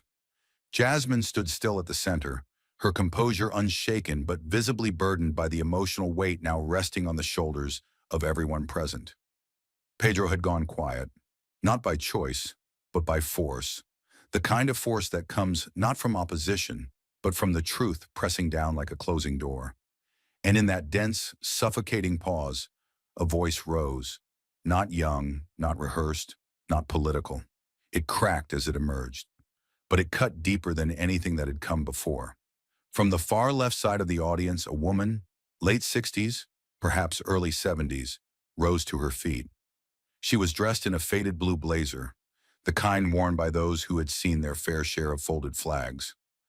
Her hair was silver and pulled back in a tight knot, but her hands trembled slightly as she held on to the back of the chair in front of her. She didn't raise her voice. She didn't need to. The pain in her words carried more force than a megaphone ever could. My son, she began, pausing as if the phrase alone was too heavy to lift, died in Iraq 15 years ago. Heads turned. Attention snapped. She swallowed, her voice catching in her throat. He was 23, a medic. He once wrote me from the field about a man who saved his life after a convoy was hit. Her eyes filled, but she didn't blink. That man didn't have papers. He didn't have English, but he had hands, and he used them to stop my boy from bleeding out in the dust. No one breathed. She looked directly at Jasmine, her chin quivering but her spine straight.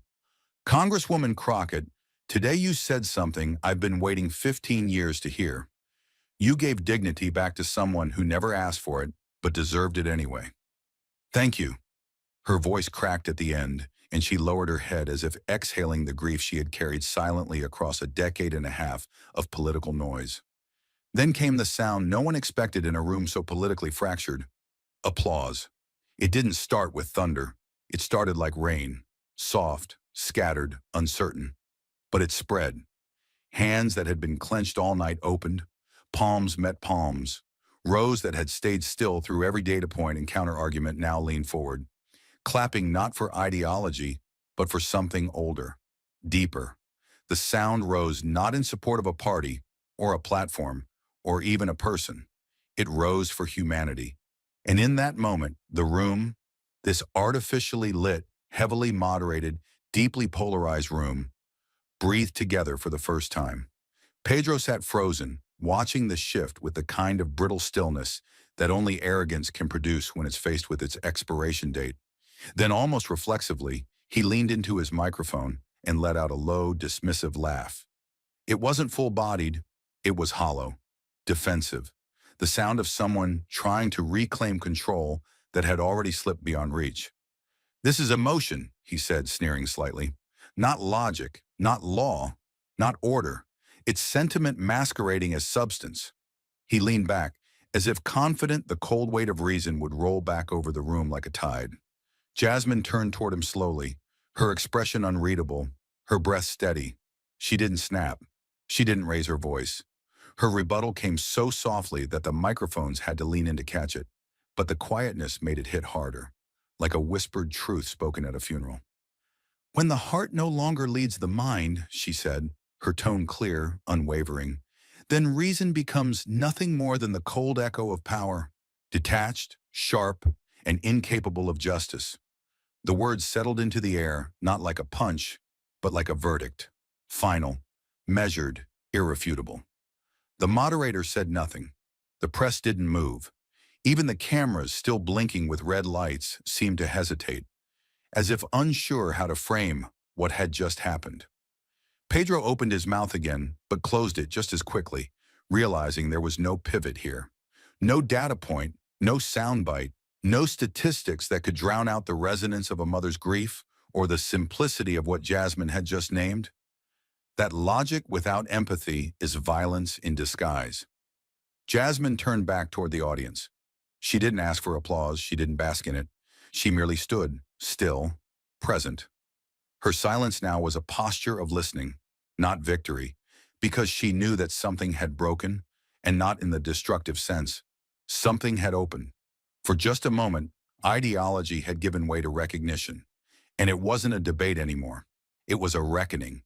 People who had been leaning away were now leaning in, not just toward Jasmine, but toward themselves, toward the questions they had avoided for too long, about whose voices they believed, about what stories they dismissed, about what truths they traded away for the comfort of certainty. And in the middle of it all stood a woman who had been told to sit down from the moment she walked in. A woman whose mic they'd almost cut. A woman who had been called unqualified, too emotional, too radical, now holding the room with nothing but her presence and the truth it carried. Because in that moment, the real authority didn't come from titles or podiums. It came from the willingness to name what others refused to see. That human dignity is not partisan, and justice without empathy is just another kind of cruelty in a suit. The tension that gripped the room after Jasmine's words didn't dissipate. It calcified. It became something solid, weighty, impossible to ignore.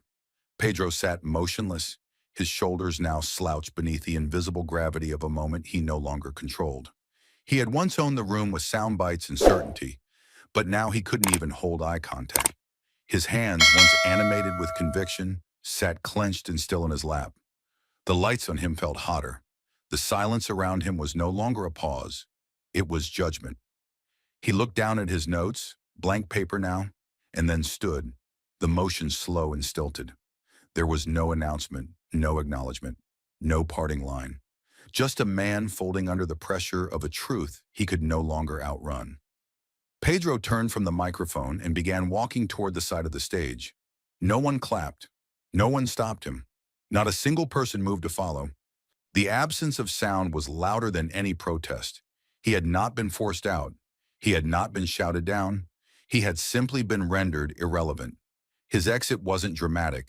It was quiet, almost ghost-like. Because when the narrative falls apart, it doesn't explode. It dissolves. Up at the front, the moderator shifted awkwardly in his chair.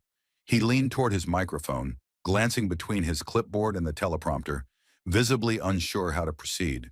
His job was to manage time, to keep the program orderly, to make transitions smooth. But nothing about this moment was smooth. The page in front of him meant nothing now. The rules of the forum, neutrality, control, containment, had already been obliterated by truth, and truth didn't wait for intermission. He took a breath and began to speak, already forming the phrase, "We'll take a short break." But then he heard it, the gentle tap of heels across the hardwood stage. Jasmine Crockett was already stepping forward, not rushed, not theatrical, deliberate, calm. Her expression was unreadable, but her presence was undeniable. She moved to the mic and spoke before the moderator could finish his sentence. Her voice was quiet, not even fully amplified yet, but the room fell still with instinct. She didn't need volume to command attention anymore. She had already earned something more powerful, credibility. "If we stop now," she said, steady as a judge delivering a verdict, "we're saying that the only truths worth hearing are the ones that fit our schedule." She let that sit for a moment, not for dramatic pause, but for ethical weight. Her gaze swept the room. "We're saying that the uncomfortable parts of justice are optional, that we can shelve accountability when it feels heavy and resume it once we've had coffee and a bathroom break." A few people in the front row blinked. Others shifted uncomfortably in their chairs. No one moved toward the doors. "This isn't a detour from the topic," Jasmine continued. "This is the topic. Immigration isn't just numbers. It's narratives. It's about whose humanity gets reduced to paperwork and whose cruelty gets elevated to policy. What we saw here today wasn't a distraction. It was the disease beneath the debate." The moderator leaned back in his chair. His hands, now folded, rested on the table, and he said nothing. There was nothing left to say. Even the cameras had gone still, no longer panning, no longer hunting for better angles. They were simply recording, capturing, documenting a rupture in real time. "You don't have to agree with me," Jasmine said, softer now, "but you do have to sit with this, with what was said, with who said it, with who stayed silent while it was being said." Her voice didn't carry blame, it carried insistence. Because if we only debate when it's easy, then we're not having debates. We're running from them. No one left. No one stood. Even the staff at the back, who had begun preparing to reset microphones and shuffle papers, froze in place. Something had shifted, not just in tone, but in expectation. The audience had come for talking points. What they received was a confrontation with complicity. And Jasmine, alone at the microphone, didn't wield that moment with pride or victory. She carried it with a kind of moral sobriety, like a surgeon holding a scalpel she never wanted to use, but knew was necessary. "The truth doesn't wait for a better time," she said finally, "and if we're brave enough, neither should we." The words weren't poetic, they weren't rehearsed, but they landed with the resonance of something irreversible. No one applauded, not out of protest, but because the moment itself demanded silence, not as absence, but as reverence. And in that silence, Jasmine Crockett did not speak for applause. She didn't speak for sound bites. She spoke to end the performance and begin the reckoning. The lights above the stage had dimmed to a muted glow, the air in the room now heavier than it had ever been, not from heat or humidity, but from the sheer mass of everything that had just happened. Words had been spoken that could not be taken back. Truths had been laid bare that could no longer be ignored. And now, with Pedro gone and the crowd still rooted to their seats, Jasmine Crockett remained where so many had expected her to falter, standing tall, alone, and utterly undiminished. Her hands rested lightly on the edge of the podium, her posture still, her eyes scanning the room.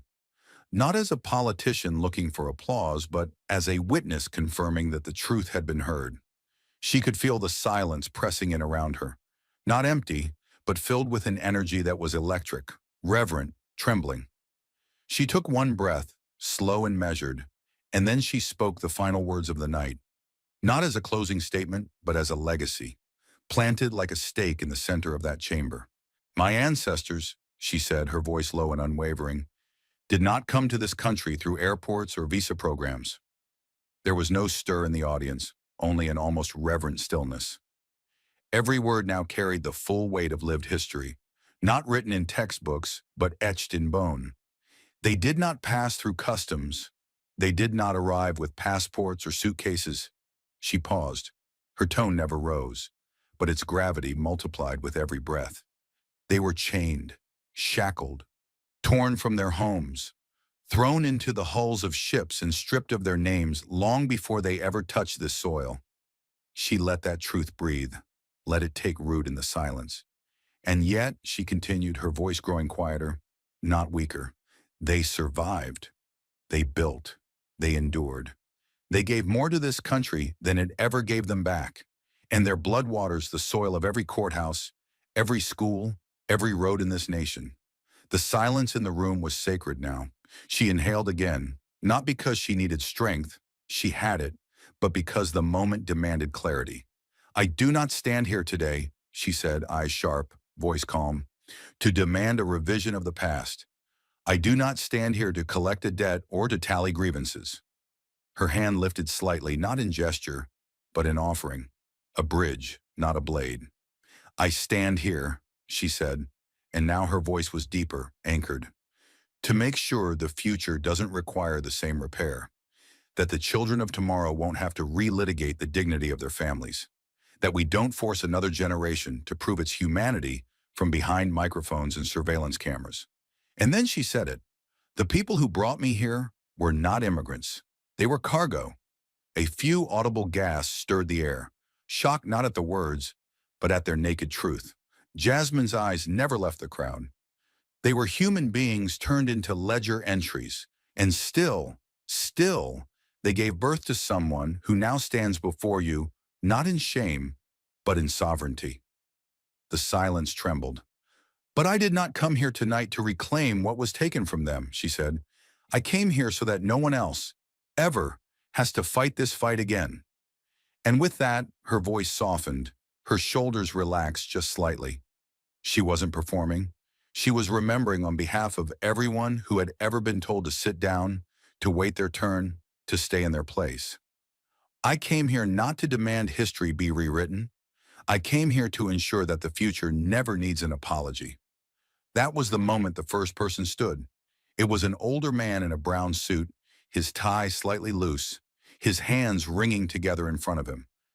Not in applause, not in protest, just standing, quietly, because something inside him had shifted, and to remain seated would have been dishonest. Then another, then two more. And then it was like the entire room rose at once, neither in unison nor in delay, but with the reluctant, reverent coordination of people who had just witnessed something undeniable. There was no music, no cue. This wasn't theater.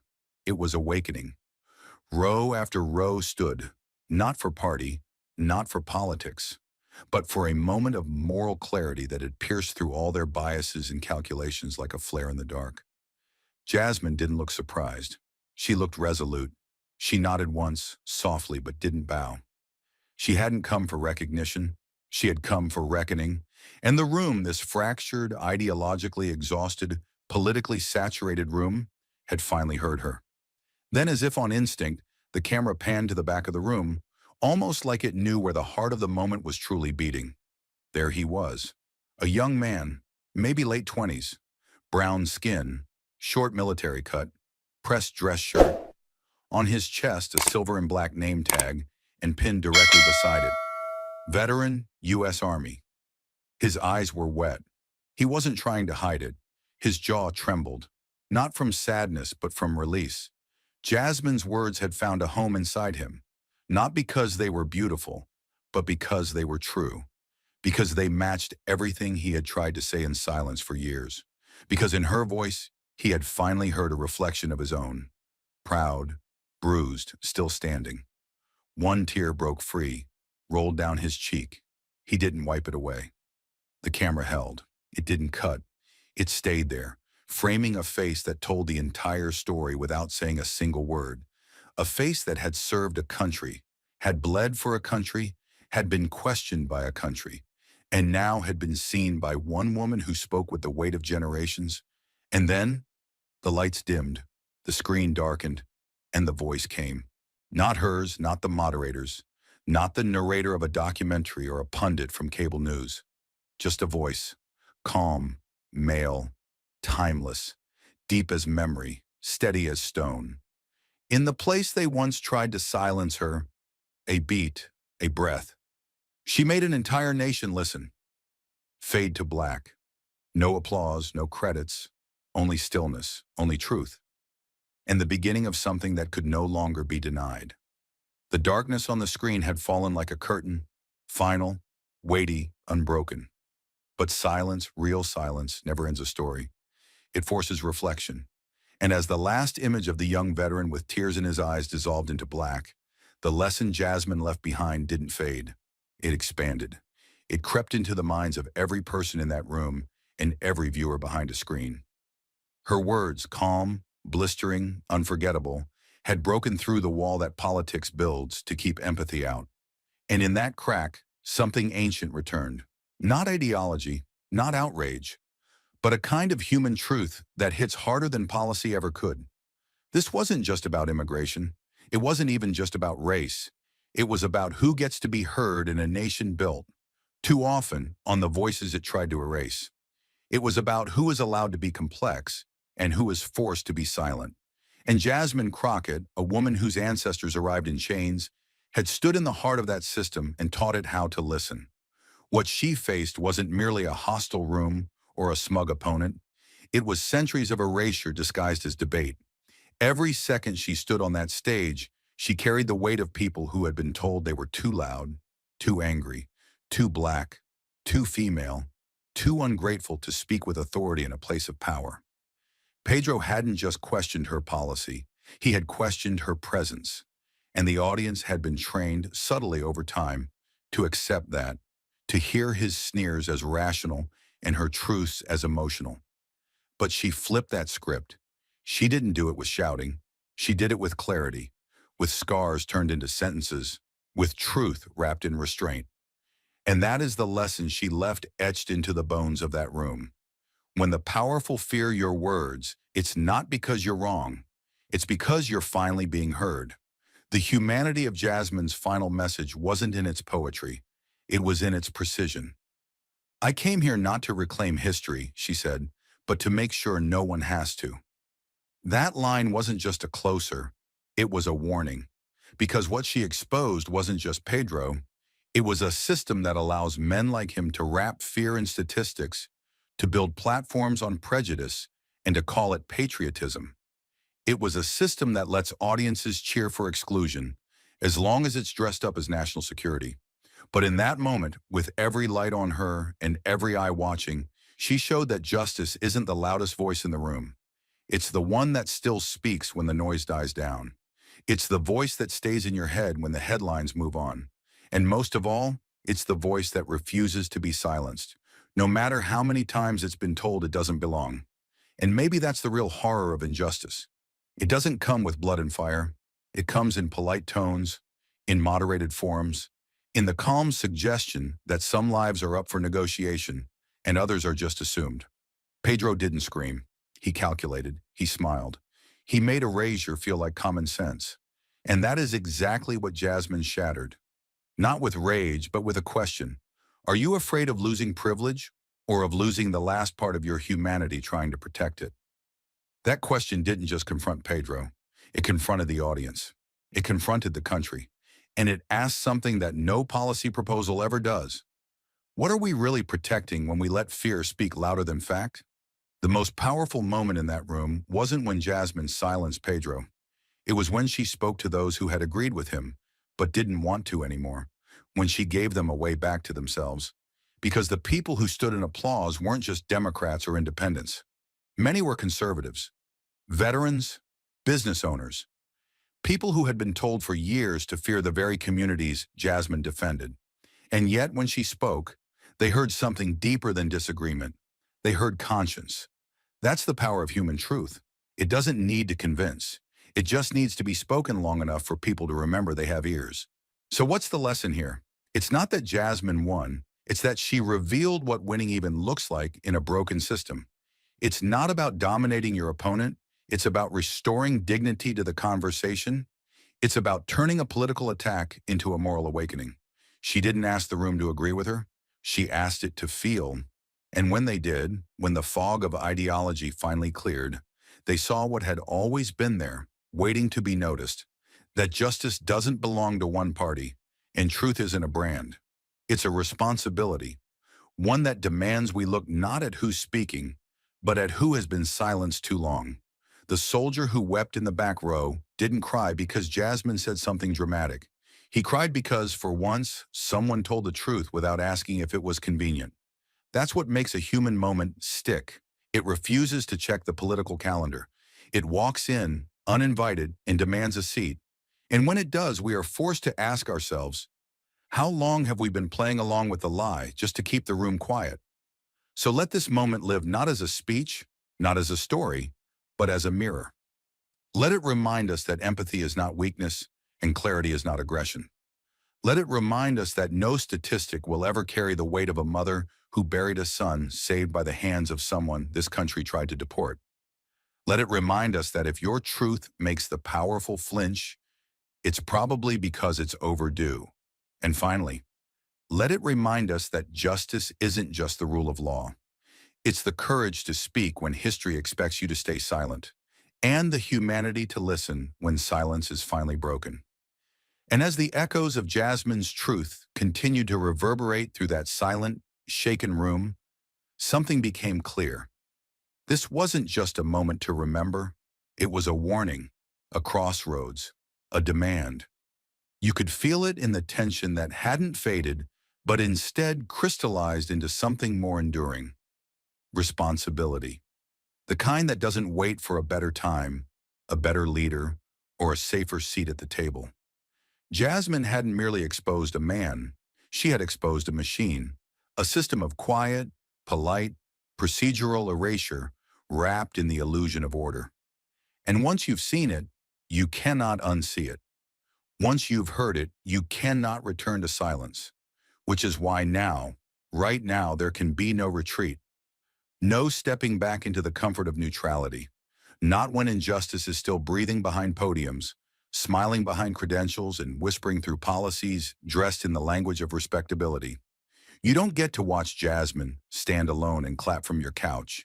You don't get to say, that was powerful, and go back to your schedule as if nothing was demanded of you. Because what she stood for, what she refused to let die on that stage, needs more than witnesses. It needs co-conspirators. It needs people willing to lose comfort in the name of truth. People willing to push back, even when it's inconvenient, even when it costs them a seat at the table, even when it makes dinner conversations awkward and job prospects smaller. Because Jasmine didn't rise in that hall to become a symbol. She rose to break the silence so that you wouldn't have to be silent anymore. So this is not the time to admire her courage from a distance. It's the time to mirror it. It starts with calling out injustice in your own spaces, not just when it's blatant, but when it's subtle, when it's joked about, when it hides behind tradition or just playing devil's advocate. It starts with rejecting leaders who use fear as currency and hate as campaign fuel. It means voting like someone else's dignity depends on it, because it does. It means showing up, not just online, not just when it trends, but when it's quiet, when it's hard, when it's lonely. Because silence isn't just complicity, it's collaboration. And if you're thinking, but I'm just one person, remember? So was she. One voice, one mic, one woman whose family came here in chains. And she brought the entire room to its feet, not with anger, not with vengeance, with truth, with dignity, with the audacity to remind this nation of what it promised and what it continues to withhold. So if her voice moved you, don't let it end here. Let it be the beginning. Stand up, speak out, push forward, be louder than the system that tried to silence her, and every voice like hers. Because history doesn't change by remembering speeches. It changes when we answer them. Thank you for watching until this moment and for standing with us on this journey for justice. Your support means everything. Like, subscribe, and turn on notifications so you never miss what's next. And we'd love to hear your thoughts. Leave a comment below and let us know what moved you most in this story. Together, our voices make a difference.